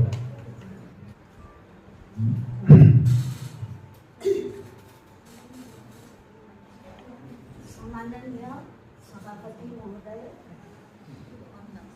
प्रमुख अतिथि सम्पूर्ण विज्ञजन एवं भाषा साहित्य आप सभी को विनम्रपूर्वक नमस्कार एवं अभिवादन। आज पश्चिम कार्यालयों के पवित्र भूमि में आकर आप लोगों को समेत कुछ बोलने का हिम्मत जुटा रही हूँ। मुझे सुनने का हमी है, मुझे कार्यालयों पार्षद से सुन के जाने का मन है, लेकिन बोलने का अभिवारा दिया गया सर राणा कापे जी ने। सर्वप्रथम डॉक्टर लीना राय मेरी सबसे पुराना 11वीं श्रेणी से मित्रता है। अब हो गया लगभग 44 वर्ष, यूं ही बीत गया। अनेक संघर्ष उतार चढ़ाव से जीवन आगे बढ़ा। एक साथ नौकरी मिल गई। कालांतर में इन्होंने संत टेरेसा उच्चतर माध्यमिक विद्यालय में शिक्षण करने लगी। सन 1982 में जब 12वीं श्रेणी का छात्रा थी, सरकारी महाविद्यालय के पत्रिका टाइम्स एंड कैलेंडर्स में प्रथम कथा पाइलाहरू प्रकाशित हुई थी। इनका कथा मानसी साहित्य विविध भाषाओं में अनुवाद हुए हैं। इनका प्रकाशित कृति निर्मुक्त चिंतना कविता संग्रह, अंतर्दृष्टि का रंगहरू कथा संग्रह, इन्द्र सुन्दास को जीवनी साहित्य अकादमी दिल्लीबाट प्रकाशित, हाल 2025 जीवन मंचन कथा संग्रह। पुरस्कार सम्मान गणेश दुर्ग पुरस्कार नए प्रकाशन सत प्रमाण 2010, महाकवि देवकोटा शताब्दी स्वर्ण पदक सम्मान त्रिमूर्ति निकेतन सन 2010, भानुभक्त आचार्य द्विशत वार्षिक समारोह समिति प्रशस्ति पत्र असार 29 गते 2071 साल। राष्ट्रपति विद्या भण्डारी का बाहुलीबाट विद्याभूषण पदक। इनका भ्रमण भारत का विभिन्न प्रांत नेपाल, थाईलैंड, बैंकॉक, दुबई आदि। इस इनकी कथा में भी यात्रा संस्मरण जैसे कथा लगते हैं इनके जीवन मंचन 2025 में प्रकाशक तारा कुमार राय है। संग्रह भीतर 23 कथाएं सम्मिलित है। जीवन यात्रा में अनेक अनुभूति साथ साथ में समाज का यथार्थ चित्रण, चियाबारी का श्रमिक वर्ग, अन्य भाषा जाति का विषय में चिंतन मनन, नारी पुरुष पात्र का जीवन चरित्र, सरोगेट मदर का भावनात्मक मार्मिक कथा, मिलना बिछोड़ना का कथाओं से जीवन मंथन का परिदृश्य मन मस्तिष्क में समा जाते हैं।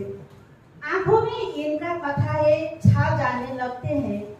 आधुनिक सामाजिक संजाल के कथाएं हैं। इनका कथाएं आज का समकालीन कथाओं के बराबर हाथ में सशक्त खड़ा उतर सका है। इन्हें जीवन मंचन आसामीज भाषा में अनुवाद करके माननीय अनुवादक राणा काफ्लेज्यू को हम दार्जिलिंग वासी धन्यवाद देते हैं। ये पुस्तक केवल नेपाली भाषा में नहीं रहकर आसामीज भाषा में अनुवाद करके अब ये पुस्तक आसामीज का हो गया है। सर को अनेक बधाई के साथ धन्यवाद देती हूँ इस महत् कार्य के लिए। कथाकार डॉक्टर मीना राय को भी अनेक बधाई एवं शुभकामनाएं देती हूँ। हम लोगों को विशिष्ट अतिथियों में निमंत्रण देकर असम भाषा साहित्य प्रति अनेक धन्यवाद आभार व्यक्त करती हूँ और आप सभी ने मेरे ये छोटी बातें सुनकर आयोजक बातें सुन देने के लिए भी हम नमन करते हैं और ऐसी हिंदी बोलने के लिए क्षमा प्रार्थी हूँ। धन्यवाद। বাইদেউ আপোনালৈ ধন্যবাদ। मीना राय বাইদেউৰ যিখন লিখনি এইখন লিখনিৰ বিষয়ে গোটেইটো আলোকপাত কৰি দিয়াৰ কাৰণে আপোনাক অশেষ ধন্যবাদ। আৰু এটা কথা আমাৰ বাইদেউজনীৰ বৰ ডাঙৰ দায়িত্ব আছে এইজন মই ক'বলৈ পাহৰিছিলোঁ ছাৰ ডক্টৰ मीना राय বাইদেউ এখেত হ'ল এনেতো বিশিষ্ট লেখিকা এখেতৰ ৬-৭খন আমি গ্ৰন্থ তত্ত্ববোধবিলাক গ্ৰন্থ লিখিব লাগিছে অৱসৰপ্ৰাপ্ত ভাৰতীয় নেপালী ভাষা সাহিত্য পৰিষদৰ প্ৰধান সম্পাদকৰ দায়িত্ব এটা গ্ৰেট ইমান ডাঙৰ দায়িত্ব বাইদেউ আছে কিন্তু তেনেকৈ লাগে যে এনেকুৱা এটা পৰিৱেশত চব ইমান সুন্দৰ পৰিৱেশত বাইদেউ নিস্তব্ধ ৰিটায়াৰ্ড পাৰ্চন ছাৰ বৰ কেনেকৈ নালাগে কথা আমাতকৈ বহুত বয়সত ডাঙৰ এতিয়া আহি আমি এতিয়া নেক্সট এটা কাৰ্যসূচী লৈ যাওঁ সম্বৰ্ধনা অনুষ্ঠান আছে আমি সম্বৰ্ধনা অনুষ্ঠানটো আলোচনা কৰিবৰ কাৰণে আৰু এইখন আগবাঢ়িব আমাৰ আৰু বিশেষ দীঘলীয়া কিছুমান কাৰ্যসূচী নাই আমি অতিথিসকলক আমি সম্বৰ্ধনা জনাম সন্মান জনাম ইয়াৰ পিছত আমাৰ শিল্পীসকলে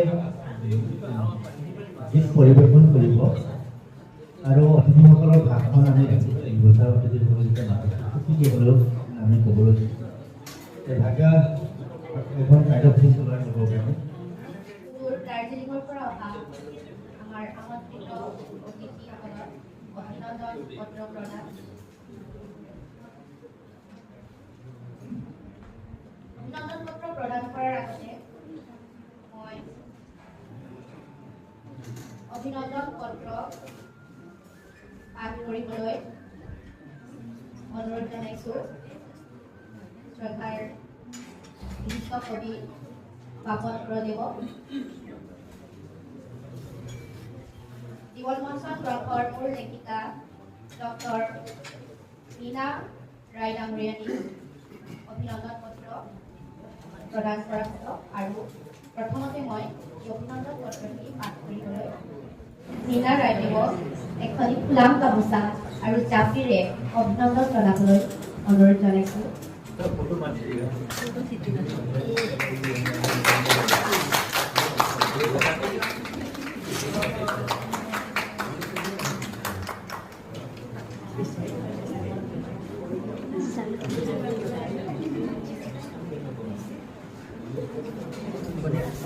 ইয়াৰ পিছতে ডক্টৰ চাংমু লেক্সা বিশিষ্ট সাহিত্যিক তেখেতকো এখন ফুলাম গামোচা আৰু জাপিৰে অভিনন্দন জনাইছোঁ।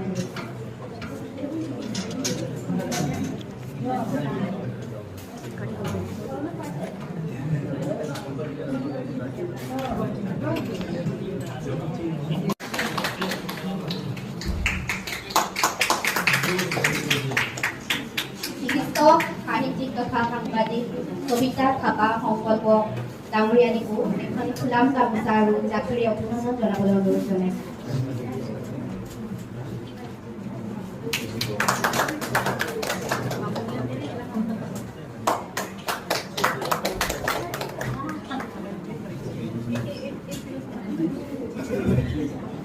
বিশিষ্ট কবি তথা সমাজসেৱিকা ডক্টৰ অনিতা লামা ডাঙৰীয়ানীকো এখন ফুলাম গামোচা আৰু জাপিৰে অভিনন্দন জনাবলৈ অনুৰোধ জনাইছোঁ।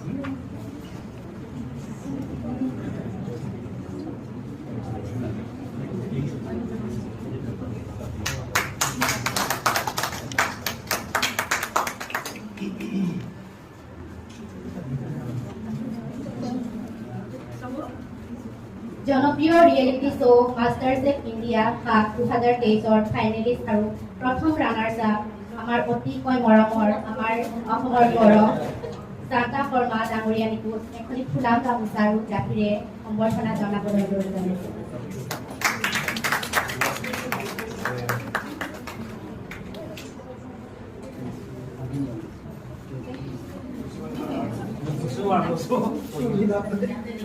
ইয়াৰ লগে লগে আপন প্ৰদেশক মই অভিনন্দন পত্ৰ পাঠ কৰিবলৈ অনুৰোধ জনাইছোঁ আৰু পাঠ কৰি হোৱাৰ লগে লগে আমাৰ আজিৰ মুখ্য অতিথি তথা উন্মোচক শ্ৰদ্ধাৰ পদুম ৰাজখোৱাদেৱক এই অভিনন্দন পত্ৰটি শ্ৰদ্ধাৰ ডক্টৰ মীনা ৰায় ডাঙৰীয়ানীৰ হাতত প্ৰদান কৰিবলৈ অনুৰোধ জনাইছোঁ। ধন্যবাদ। আজি অনুষ্ঠান সভাত উপস্থিত থকা মাননীয় সাহিত্য সভাৰ অতিথি মহোদয় লগতে আমাৰ ফচল কাৰ্বি আংলং জিলা সাহিত্য সভাৰ আমাৰ সভাপতি তৈয়াৰী কৰি আমাৰ পুনৰ কাউন্সিলৰ পৰা আজিৰ অনুষ্ঠানত উপস্থিত থকা আটাইকেইগৰাকী অতিথি লগতে আমাৰ মাজত উপস্থিত থকা মাষ্টাৰ চেফ ইণ্ডিয়াৰ সুনাম পৰিচালনা পৰিচালিত বাইদেউ আৰু উপস্থিত সকলোকে ধন্যবাদ জ্ঞাপন কৰি আজি অভিনন্দন পত্ৰখন মই পাঠ কৰিব জনাইছোঁ। চিৰ চেনেহীনৰ ভাষা জননী পশ্চিম কাৰ্বি আংলং জিলা সাহিত্য সভা স্থাপিত 2018 বছৰাংশ 3-7-8-2-4-5 অভিনন্দন পত্ৰ প্ৰতি ডক্টৰ নীলা ৰায় বিশিষ্ট সাহিত্যিক দাৰ্জিলিং পশ্চিমবংগ। হে মান্যবৰ জয়জয়তে পশ্চিম কাৰ্বি আংলং জিলা সাহিত্য সভাৰ তৰফৰ পৰা আপোনাক আন্তৰিক ধন্যবাদ জ্ঞাপন কৰিছোঁ লগতে ৰঙালী বিহুৰ ওলগ আছোঁ। হে মহান আপোনাৰ সাহিত্য চৰ্চা তথা কৰ্মৰাজিয়ে আমাক আপ্লুত কৰি তুলিছে যাৰ বাবে আপোনাক অতিথি হিচাপে পাই আমি অতি সুখী অনুভৱ কৰিছোঁ। আপুনি সুদূৰ দাৰ্জিলিঙৰ পৰা আহি আমাৰ অনুষ্ঠানত সহায় সহযোগিতা কৰাৰ স্মৃতি চিৰদিন কৰি থাকিব। আপোনাৰ সাহিত্য পথাৰৰ চহকী শস্য আৰু কৰ্মজ্ঞানে আমাক সঠিক বাটৰ সন্ধান দিব। আপোনাৰ কৰ্মৰাজিক শ্ৰদ্ধাৰে নিবেদিছোঁ। সুন্দৰ সৃষ্টিৰে আপোনাৰ কৰ্মময় জীৱনৰ জ্যোতি দূৰ দূৰণিলৈ ভৱিষ্যতে সম্পৰ্কে সহকাৰিত হওক। আপুনি সাহিত্য জগতৰ লগতে বিশ্ব দৰবাৰত উজ্জ্বল নক্ষত্ৰ হৈ যেনেকৈ উঠক তাৰে একান্ত প্ৰাৰ্থনা। হ'ব দিয়ক। বিষ্ণুতি ৰজা সভাপতি পশ্চিম কাৰ্বি আংলং জিলা সাহিত্য সভা নিৰলা ইংগিতি সম্পাদক পশ্চিম কাৰ্বি আংলং জিলা সাহিত্য সভা। ধন্যবাদ।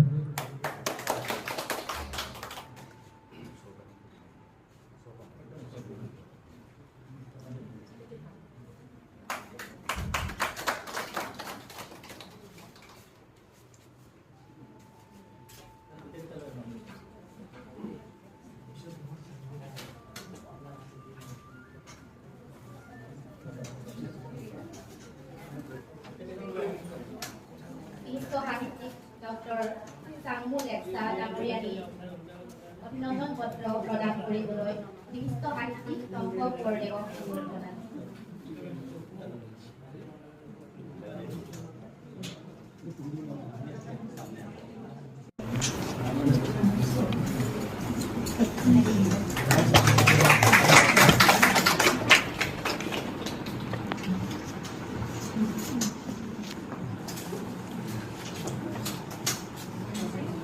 ইয়াৰ পিছতে বিশিষ্ট সাহিত্যিক তথা সাংবাদিক সবিতা থাপা সংকল্প ডাঙৰীয়ানীক অভিনন্দন পত্ৰ প্ৰদান কৰিবলৈ কলেশ্বৰ থানচেদেৱক অনুৰোধ জনালোঁ।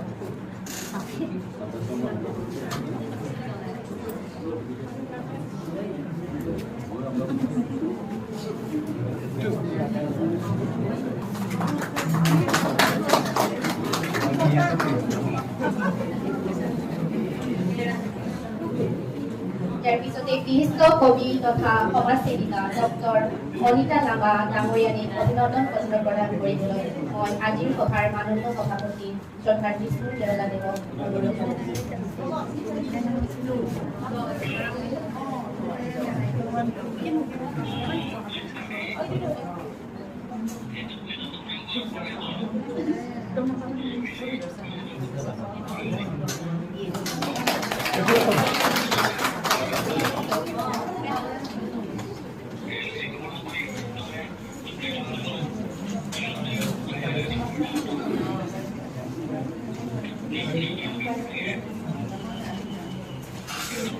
জনপ্ৰিয় reality show' master chef India 2023 finalist আৰু প্ৰথম ৰানাৰ্ছ আপ শান্তা শৰ্মা ডাঙৰীয়ানীক প্ৰদান কৰিবলগীয়া অভিনন্দন পত্ৰটি পাঠ কৰি দিবলৈ মই অনুৰোধ জনাইছোঁ।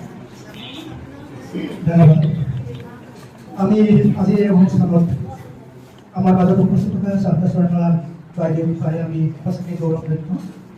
তেখেতে মাষ্টাৰ চেফ ইণ্ডিয়া কম্পিটিশ্যনত ভাগ লৈছিল। আমি চাইছিলোঁ সকলো টেলিভিশ্যনত ভালেমান দিন ধৰি চলিছিল আৰু আমি তেখেতক টেলিভিশ্যনত দেখি থাকোঁ। আমি গৌৰৱবোধ কৰোঁ। অসমৰ হিচাপে তেখেতে প্ৰতিনিধিত্ব কৰিছিল আৰু অসমলৈ সুখ্যাত কৰি আনিছিল সেই প্ৰতিযোগিতা অংশগ্ৰহণ কৰি। তেখেতক আমি এই সভাত আহিব বুলি গম পাই হঠাতে আমি তেখেতলৈ এখন অভিনন্দন পত্ৰ আমি প্ৰস্তুত কৰিছিলোঁ। আমি প্ৰদান কৰাৰ অনুৰোধ প্ৰকাশ কৰিব বিচাৰিছোঁ। চিৰচেনেহী মোৰ ভাষা দলনি পশ্চিম কাৰ্বি আংলং জিলা খাদ্য সভা স্থাপিত 2018 বৈঠাংশ অভিনন্দন পত্ৰ প্ৰতি শ্ৰীযুতা শান্তা শৰ্মা ডাঙৰীয়ানী। হে মান্যবৰ, জয়যুক্ত পশ্চিম কাৰ্বি আংলং জিলা খাদ্য সভাৰ তৰফৰ পৰা আপোনাক আন্তৰিক ধন্যবাদ জ্ঞাপন কৰিছোঁ। লগতে ৰঙালী বিহুৰ ওলগ ৰাখিছোঁ। সেই সুদক্ষ সুস্বাদু নিভাজ অসমীয়া থলুৱা হাতৰ প্ৰস্তুত কৰি আপুনি ছনী টিভিৰ মাষ্টাৰ চেফ ইণ্ডিয়া 7ম সংস্কৰণৰ প্ৰতিযোগিতাত আপুনি প্ৰথম ৰানাৰ্ছ আপ সন্মান দখলেৰে অসমীয়া পৰম্পৰাগত খাদ্য সম্ভাৰত বিশ্বৰ মাজত পৰিচয় কৰাই দিয়াত আমি নথৈ সুখ অনুভৱ কৰিছোঁ। সুন্দৰ সৃষ্টিয়ে আপোনাৰ কৰ্মময় জীৱনৰ যোগী দূৰ দূৰণিলৈ ভৱিষ্যত সম্প্ৰসাৰিত হওক। আপোনাৰ প্ৰতিভা বিশ্ব দৰবাৰত উজ্জ্বল নক্ষত্ৰতে জিলিকি উঠক, তাৰে একান্ত প্ৰাৰ্থনা। কৃষ্ণ বিৰলা সভাপতি পশ্চিম কাৰ্বি আংলং জিলা খাদ্য সভা, বিৰলা এমপি সম্পাদক পশ্চিম কাৰ্বি আংলং জিলা খাদ্য সভা।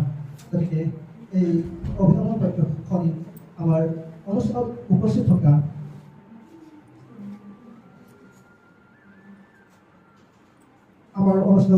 আমাৰ শ্ৰদ্ধাৰ ৰীণা বেপী বাইদেউক এই অভিনন্দন পত্ৰখন আমাৰ শান্তা বাইদেউৰ হাতত অৰ্পণ কৰিবৰ বাবে অনুৰোধ জনালোঁ।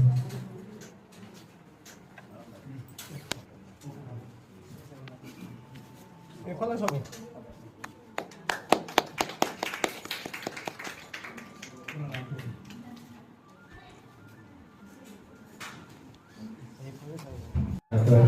रीना राय बाइदेव मौलिक जीवन मंथन बाइदेव हिंदी में बोलने से भी होगा।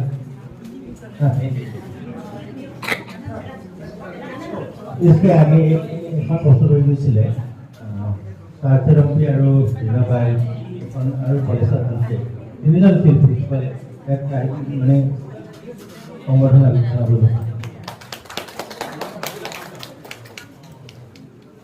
रीना बेटी बाई बहुत कष्ट कर बहुत एलबाम ओलाले गान ओलाले और आमार सार्थरम्पी दुजन दुखता और एखाने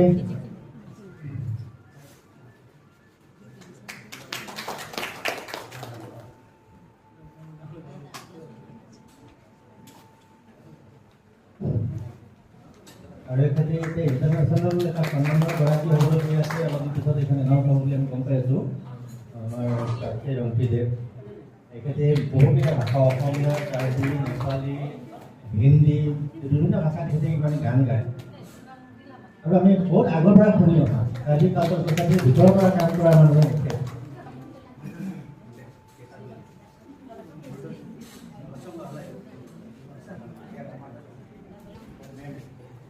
আৰু মাধৱজ্যোতি ছাৰ আপুনি আহক ইয়ালে আপোনাক এখন কাৰ্বি পঢ়ুৰে আৰু পঢ়ি আপুনি আহক মেম চলো আৰ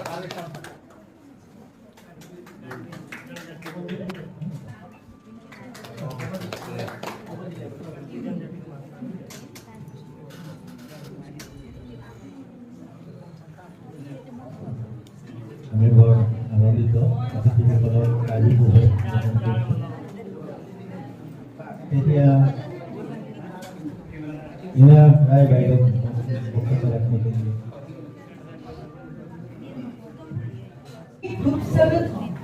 खूबसूरत महफिल का एक पल, ये खूबसूरत महफिल का एक पल जिंदगी का किस्सा बन जाता है। जी चाहता है कि ये समान कभी शांत हो जाए। आदरणीय असम साहित्य सभा के अध्यक्ष उपसभापति विष्णु सर, पदम सर, राणा सर, साथी सर, जी चाहता है आप सब लोगों को मैं नाम उच्चारण करूं, लेकिन इस समय मैं दिवस हूं और संपूर्ण पश्चिम कार्य अंगन का महिला वर्ग और महानुभावों को मैं आदर अभिनंदन आभार व्यक्त करती हूँ। आज के साहित्य समारोह पुस्तक विमोचन में आप लोगों को बहुमूल्य उपस्थिति के लिए मैं तहे दिल से शुक्रिया अदा करती हूँ। मेरे शॉर्ट स्टोरीज जीवन मंचन को असमीज लैंग्वेज भाषा में अनुवाद करने के लिए वरिष्ठ आख्यानकार रणक काफ्टे सर को हार्दिक आभार। मेरे पास अल्फाज ही नहीं है कुछ कहने को। रणक सर को जुनून देखकर मैं तो हैरान रह गई। इतनी कम वक्त में अनुवाद किया। वास्तव में आज की ये खुशनुमा महफिल के जान तो रणक सर है। रणक सर एक वरिष्ठ उपन्यासकार है। रैथानी और मत्स्य कन्या की मुलुक उपन्यास ने भौगोलिक सीमाएं पार करके अंतरराष्ट्रीय स्तर पर चर्चित है। मत्स्य कन्या की मुलुक उपन्यास इसे मैंने 2026 में अंग्रेजी भाषा में अनुवाद किया है। भाषा की अनुवाद अत्यंत महत्वपूर्ण है। वैश्विक संपर्क, ज्ञान के प्रसार, सांस्कृतिक आदान प्रदान के लिए मेरे शॉर्ट स्टोरीज जीवन मंचन असमीज भाषा में आप लोग अब पढ़ सकते हैं। मेरी भावना को आप लोग समझ सकते हैं। ये मेरे लिए काफी है। ये अंग्रेजी भाषा में भी अनुवाद हो रहा है। असम की महान लेखिका डॉक्टर इंदिरा गोस्वामी ज्ञानपीठ साहित्य अकादमी पुरस्कृत के भूमि आसाम में मेरे शॉर्ट स्टोरीज जीवन मंचन असमीज भाषा में अनुवाद होना मेरे लिए गर्व के विषय है। अंत में आप लोगों के उत्साह, ऊर्जा, समर्थन से निर्मित ये समारोह का प्रत्येक विज्ञजनों को मैं आभार की पुष्प वृष्टि करके विदा लेती हूँ। आशा करती हूँ आप लोगों से मेरा बार बार मुलाकात हो। Thank you. एक बात ये जो मेरा एक कवर है ये जीवन मंच का, ये ग्रेट आर्टिस्ट सूरज मोक्तान मेरा फ्रेंड्स का हस्बैंड है, उसके लिए भी कामयाब।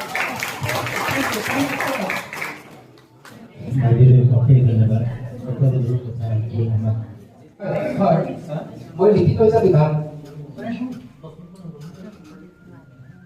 কাৰ্যকলে নিজৰ ঠোঁট খালি কৰিলে মানে জোখাবলৈ বিচাৰে এই বেটাকে তুমি বান্ধা মানস ইস্তে পড়নে কে বানবে হো তুমি বান্ধা মানস ইস্তে con que van de ho te po cari nam man ko te nang kan ti puya ko để con te po nam han ko te po ka tu lang ka nam ho a vì nam ka nam lo thi lian rong serakan te za be pa dong na ke pa dong na bi ni man ke so en bo Jiro Brahman lo dilian rong seratan Kela katso min aradan Nesing mezong tengki tengkang tapi nongan Pangdengan pang lo dilian rong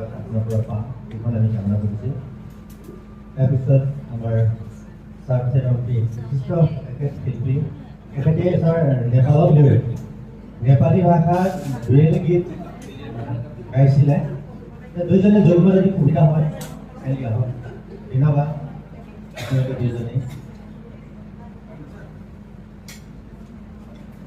Rane কাবলে ছাৰক এখন কাৰ্বি পঢ়ে স্বাগতম এয়া আচ্ছা ঠিক আছে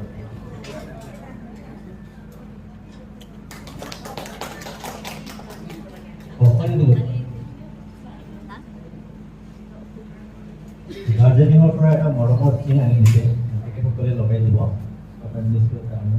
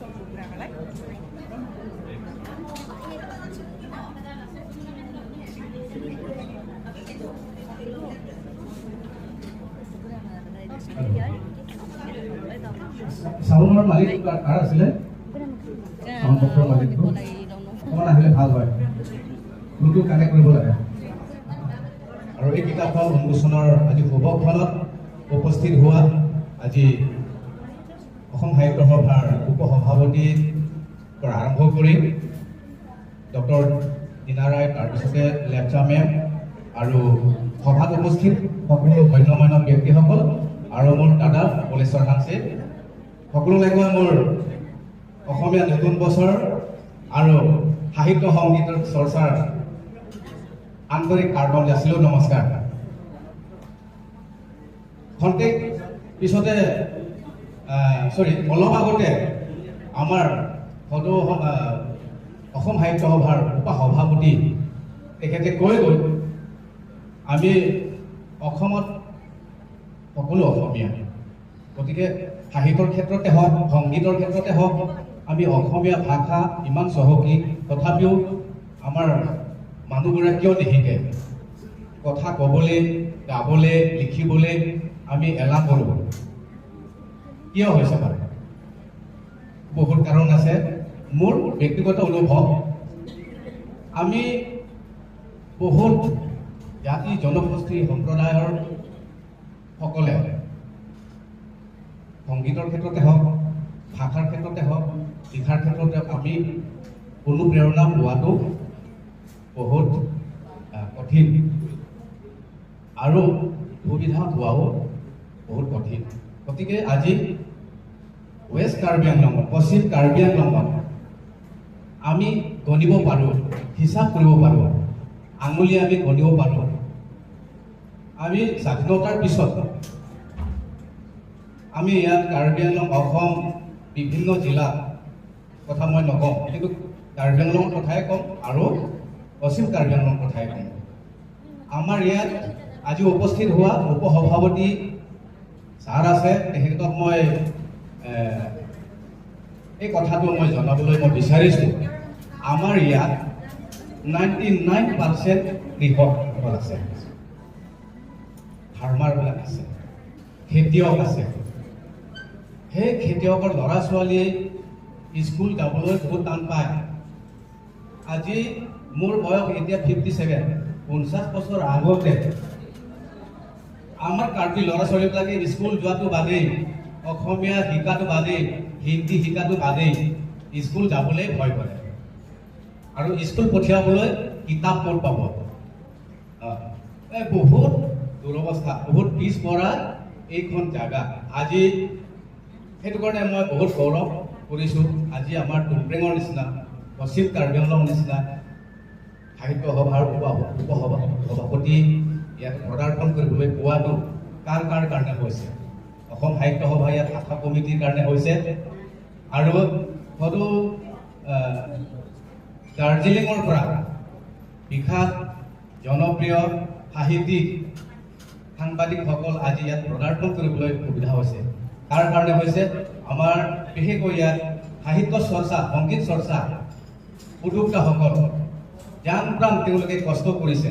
আজি বিশ্ববিখ্যাত আমাৰ জনপ্ৰিয় সাহিত্যিক, তেওঁৰ পৰিচয় বহুত ধৰণৰ আছে। তেওঁৰ ঘৰত থাকিলে কি কৰে কোনেও নাজানে, মই জানো।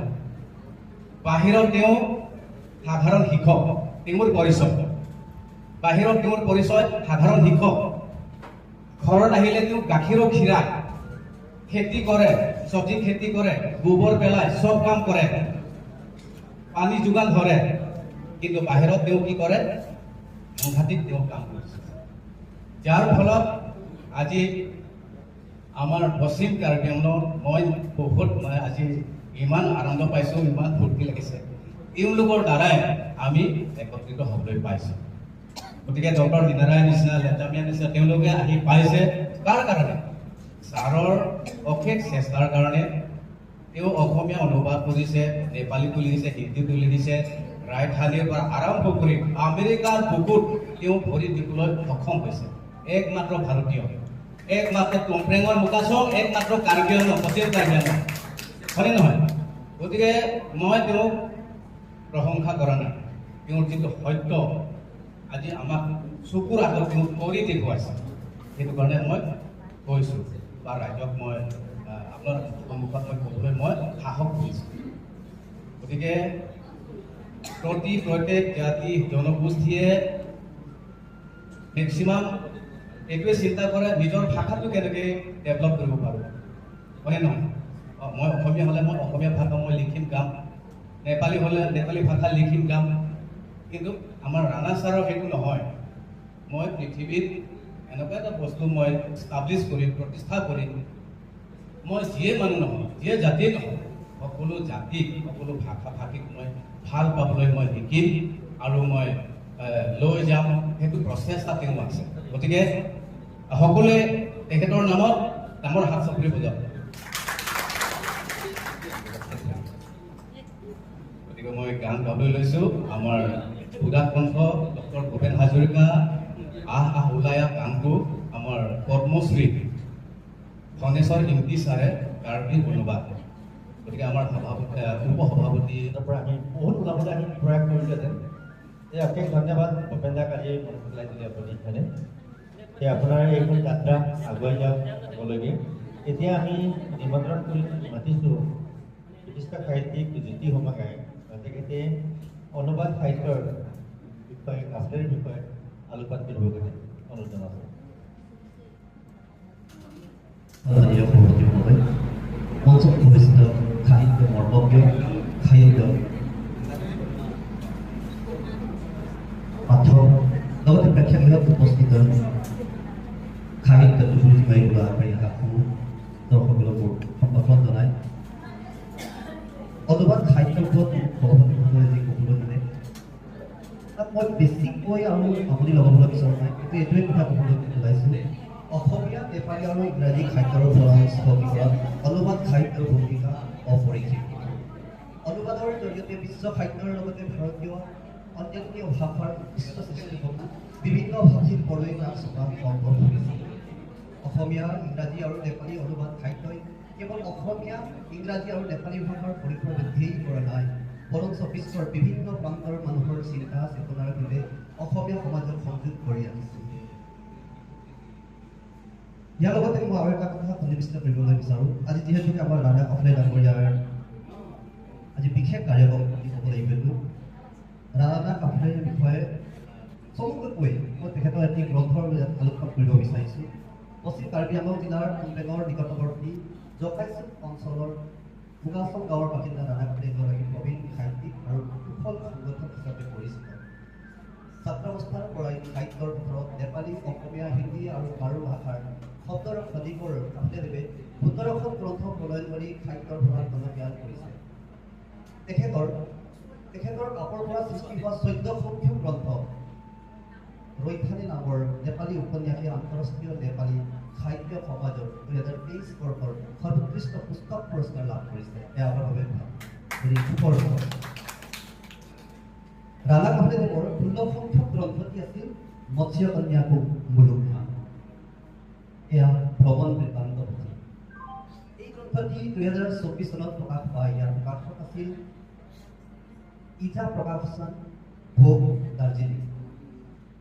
২০৫ পৃষ্ঠাৰ মতে আবৃত এই গ্ৰন্থটিৰ বিষয়বস্তুটি হ'ল নেপাল ৰাষ্ট্ৰৰ কাঠমাণ্ডুৰ বাসিন্দা অনুসূচিত জনজাতি সম্প্ৰদায়ৰ এগৰাকী বিশিষ্ট সাহিত্যিক, সমাজকৰ্মী চিনিমায়া মাঝিৰ জীৱন বৃত্তান্ত। গ্ৰন্থটিত ৩৪টা খণ্ডত চিনিমায়া মাঝিৰ সামাজিক আৰু ৰাজনৈতিক জীৱনৰ সংঘৰ্ষ আৰু সমাজৰ প্ৰতি থকা অৱদানৰ বিষয়ে প্ৰাঞ্জল ভাষাত আলোকপাত কৰা হৈছিল। এতিয়া হ'ল এই গ্ৰন্থটিৰ বাবে আমি আজি অতিকৈ আনন্দিত হৈ আছোঁ। এই বিষয়টো এই মৎস্য কন্যাকো মুলুকমা যি গ্ৰন্থটি আছিল ৰাধা কাফলেদেৱৰ, এই গ্ৰন্থটি, এই ভ্ৰমণ বৃত্তান্ত গ্ৰন্থটি শিলিগুৰি, পশ্চিমবংগৰ বাসিন্দা অনুভৱী প্ৰবীণ অনুবাদক প্ৰদীপ ৰসাইলীদেৱে খাৱলীৰ ভাষাত in the country of the Matsya Kanya নামেৰে ইংৰাজী ভাষাত অনুবাদ কৰিছে। সাহিত্য কোষ ভক্তপুৰ, নেপালৰ পৰা প্ৰকাশিত গ্ৰন্থটি ২০২৬ বৰ্ষৰ ১৮ মাৰ্চৰ দিনা উন্মোচিত হয়। পশ্চিম কাৰ্বি আংলং জিলাৰ লেখকে লিখা নেপালী ভাষাৰ গ্ৰন্থখন শিলিগুৰি, পশ্চিমবংগৰ পৰা অনুদিত আৰু আন্তঃৰাষ্ট্ৰীয় নামজ্বলা প্ৰকাশনৰ পৰা প্ৰকাশিত কৰা কথাটিয়ে প্ৰশংসনীয় আৰু আমাৰ বাবে এয়া গৌৰৱৰ বিষয়। লেখক ৰাধা কাফলেদেৱলৈ পশ্চিম কাৰ্বি আংলং জিলাৰ সাহিত্য সভা আৰু কোম্পেং কপিলপৰীয়া ভাষা সাহিত্য সভাৰ তৰফৰ পৰা শুভাশীৰ্বাদ আৰু শুভেচ্ছা জ্ঞাপন কৰিছোঁ। যিহেতুকে আমি এতিয়া গম পাইছোঁ ৰাধা কাফলেদেৱৰ গ্ৰন্থটি নেপালৰ কাঠমাণ্ডুত এই মাত্ৰ এমাহৰ আগতে উন্মোচনী হ'ল। সেই গ্ৰন্থটি আজি অসম সাহিত্য সভাৰ পৰ্যায়লৈ তেখেতে আজি হস্তান্তৰ কৰিব। এয়া অতি আমাৰ বাবে সুখৰ বিষয়। আমাৰ অসম সাহিত্য সভাৰ সন্মাননীয় সভাপতি শ্ৰদ্ধা অতনু ৰাজখোৱাদেৱৰ কৰকমলত তেখেতে এই গ্ৰন্থটি প্ৰদান কৰিবলৈ আগবাঢ়িছে।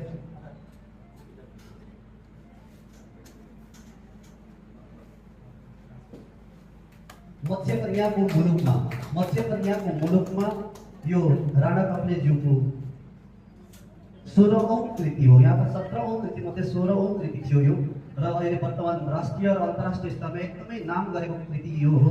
र यही कृतिलाई 18 मार्च 2026 को दिन नेपालमा विनोद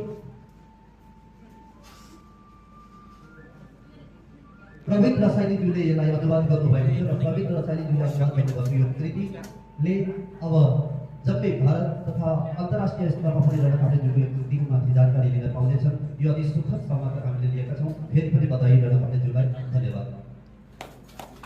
অসম সাহিত্য সভাৰ কেন্দ্ৰীয় উপসভাপতি মহোদয়, দাৰ্জিলিঙৰ পৰা অহা বিশিষ্ট সাহিত্যিকবৃন্দ, চান্দা শৰ্মা প্ৰমুখ্য মঞ্চত উপবিষ্ট ব্যক্তিসকলৰ লগতে সুধি আছে।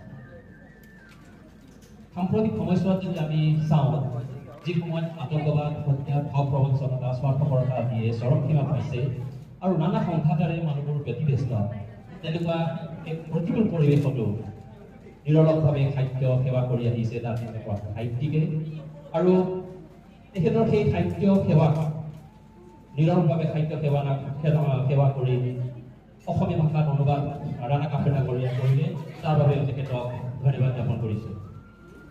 গোৰ্খা সমাজ বুলি ক'লে আমি সাংস্কৃতিক ভৌগোলিকভাৱে আমি বিভিন্ন ঠাইত বসবাস হয়তো কৰিব পাৰোঁ, কিন্তু আমাৰ চিন্তাধাৰা আমাৰ উপসভাপতি মহোদয়ে কোৱাৰ দৰে আমি ভাৰতীয়। ভাৰতত বসবাস কৰা মানে ভাৰতীয় আৰু অসমত বসবাস কৰা সকলোৱে হ'ল অসমীয়া। আৰু আমি অসমীয়া সাহিত্যৰ লগতে আমি ভাৰতীয় ভাষা সাহিত্যকো আমি সমানে সেৱা আগবঢ়াই আহিছোঁ। লগতে দাৰ্জিলিঙৰ পৰা অহা অতিথিবৃন্দৰ কথা এটাই ক'ম, साहित्य ताते हामीले आफ्नो इतिहास वा कर्तव्य एउटा हामीले भनिन्छ होइन साहित्य सेवा गर्नु र आफ्नो जातिको आर्थ-सामाजिक शैक्षिक उन्नयनको लागि वा आफ्नो एथनिक आइडेन्टिटी जसलाई भनिन्छ त्यसको लागि हामीले साहित्य सेवा गर्नुपर्छ। र साहित्य अब आज जसरी हजुरहरूको चिन्ताधारा वा दार्जिलिङको बसेर लेख्नुभयो असमी भाषामा अनुवाद हुनु भन्दाखेरि असमको एउटा पोर्टफोलियोले हजुरहरूको त्यो जिनिसलाई हामीले भेट्नलाई सक्षम भयो। त्यसको लागि पनि हजुरलाई हामीले धन्यवाद ज्ञापन गर्छौँ। र साथमा राणा काफ्ले ज्यूलाई पनि यस्तो एउटा उच्च चिन्ताधाराको मदतबाट मैले जान्न पाएँ हजुरले कुन आइडियोलोजी लिएर लेख्नु भएको छ। र यहाँ पश्चिम कार्बी आङ्ग्लाङ बस्नुभएको जनसाधारणलाई पनि धन्यवाद ज्ञापन गर्छु यसको राइटरलाई यहाँ भेट्नुभयो हजुरहरूले। यति राम्रो किताब तपाईँले अनुवाद गर्नुभयो निर्वाचन गर्नुभयो त्यसको लागि पनि हजुरलाई पनि धन्यवाद ज्ञापन गर्दै समूह आज यस भेटमा उपस्थित हुनुभएको सभापति प्रमुख सबैलाई आन्तरिक धन्यवाद ज्ञापन गर्दै मेरो यो समूह वक्तव्य यही समापन गर्छु। धन्यवाद।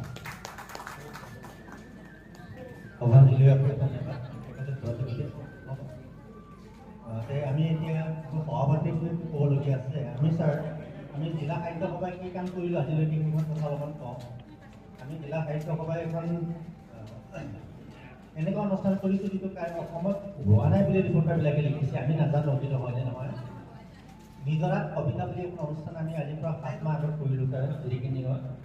প্ৰায় 55জন কবিয়ে তাত কবিতা গাইছিল আৰু সেইখন কবিতাটো আমি তিনিদিনীয়ে কৰিছিলোঁ। আমি জিলা সাহিত্য সভা মুখ্য উদ্যোক্তা হিচাপে আমি আছিলোঁ।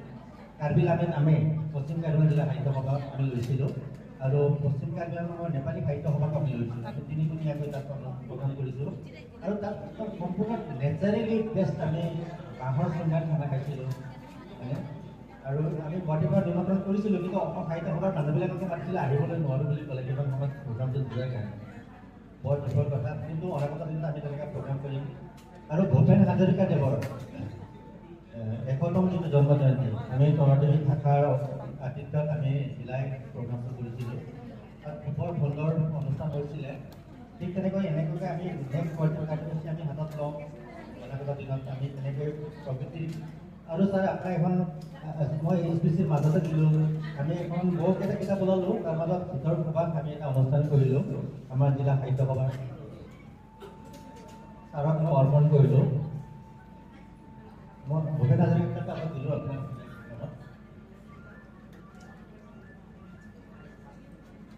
নপুৰণি কবিসকলৰ ইয়াত ভিতৰ সভাত আমি প্ৰকাশিত কৰিছিলোঁ। জ্যোতি প্ৰসাদ আগৰৱালাৰ প্ৰগ্ৰামত এইখন আমি কৰিছিলোঁ।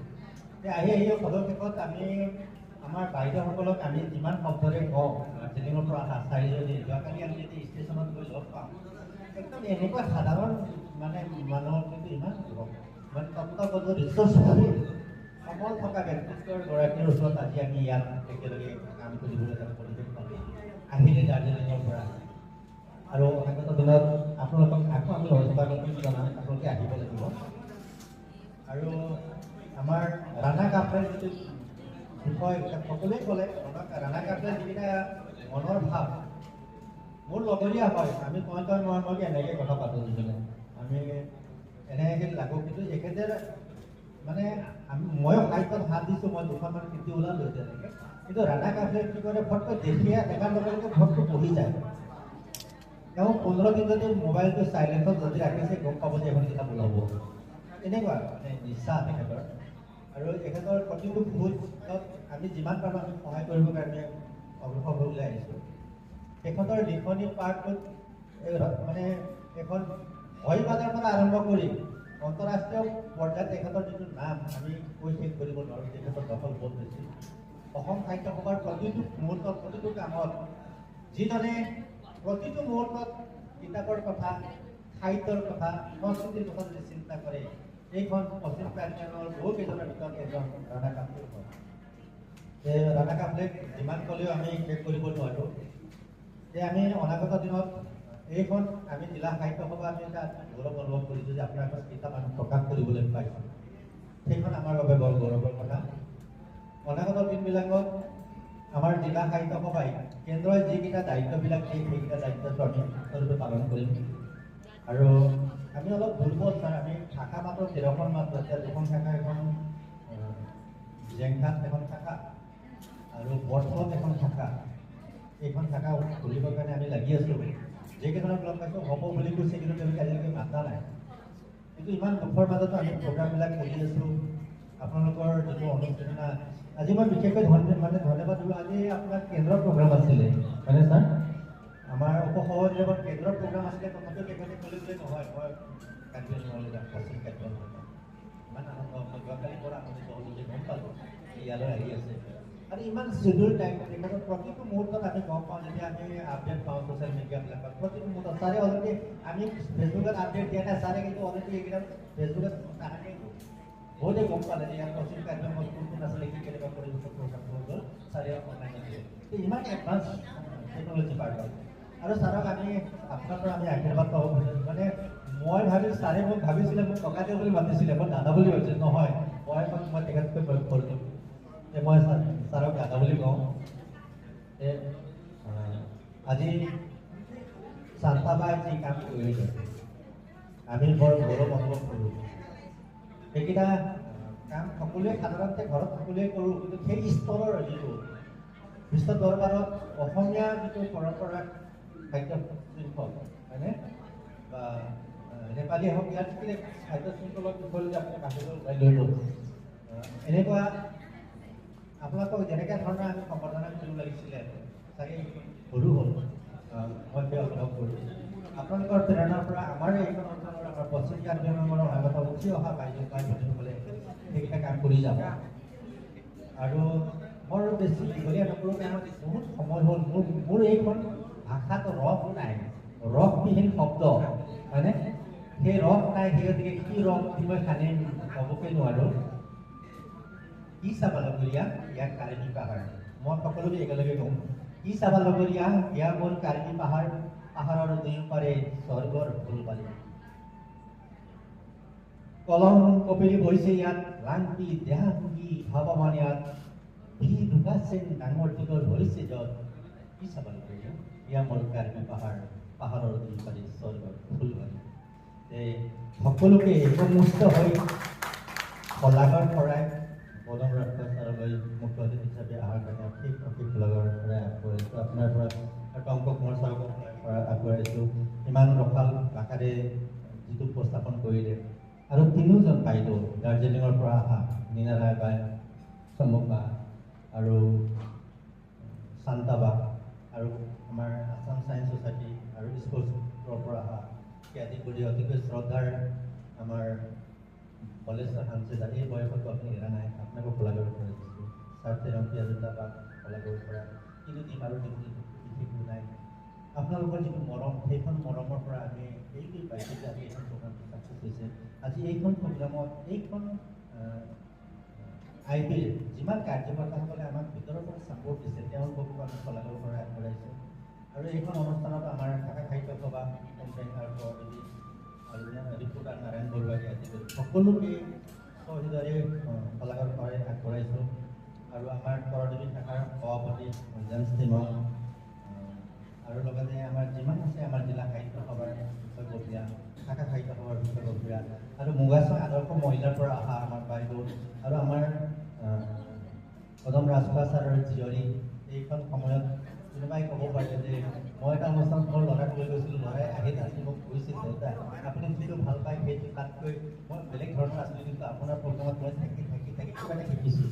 তাকে তুমি সেইটো অনুভৱ কৰি তোমাকো শলাগৰ শৰাই দিলোঁ। আৰু আমাৰ উপসভানেত্ৰী বাইদেউ জিলা সাহিত্য সভা সকলোকে একমুষ্ট হৈ শলাগৰ শৰাই আগবঢ়াই আজিৰ এইখন প্ৰগ্ৰামটো আমি সভা ভংগৰ আগে আগে মূল আপোনাৰ কৰি আমি ক্লজিং কৰিম। ইয়াৰ পিছত আমাৰ দূৰৰ পৰা অহা অতিথিসকলক আমি খাদ্যৰ ব্যৱস্থা কৰি এইখন ল'ব।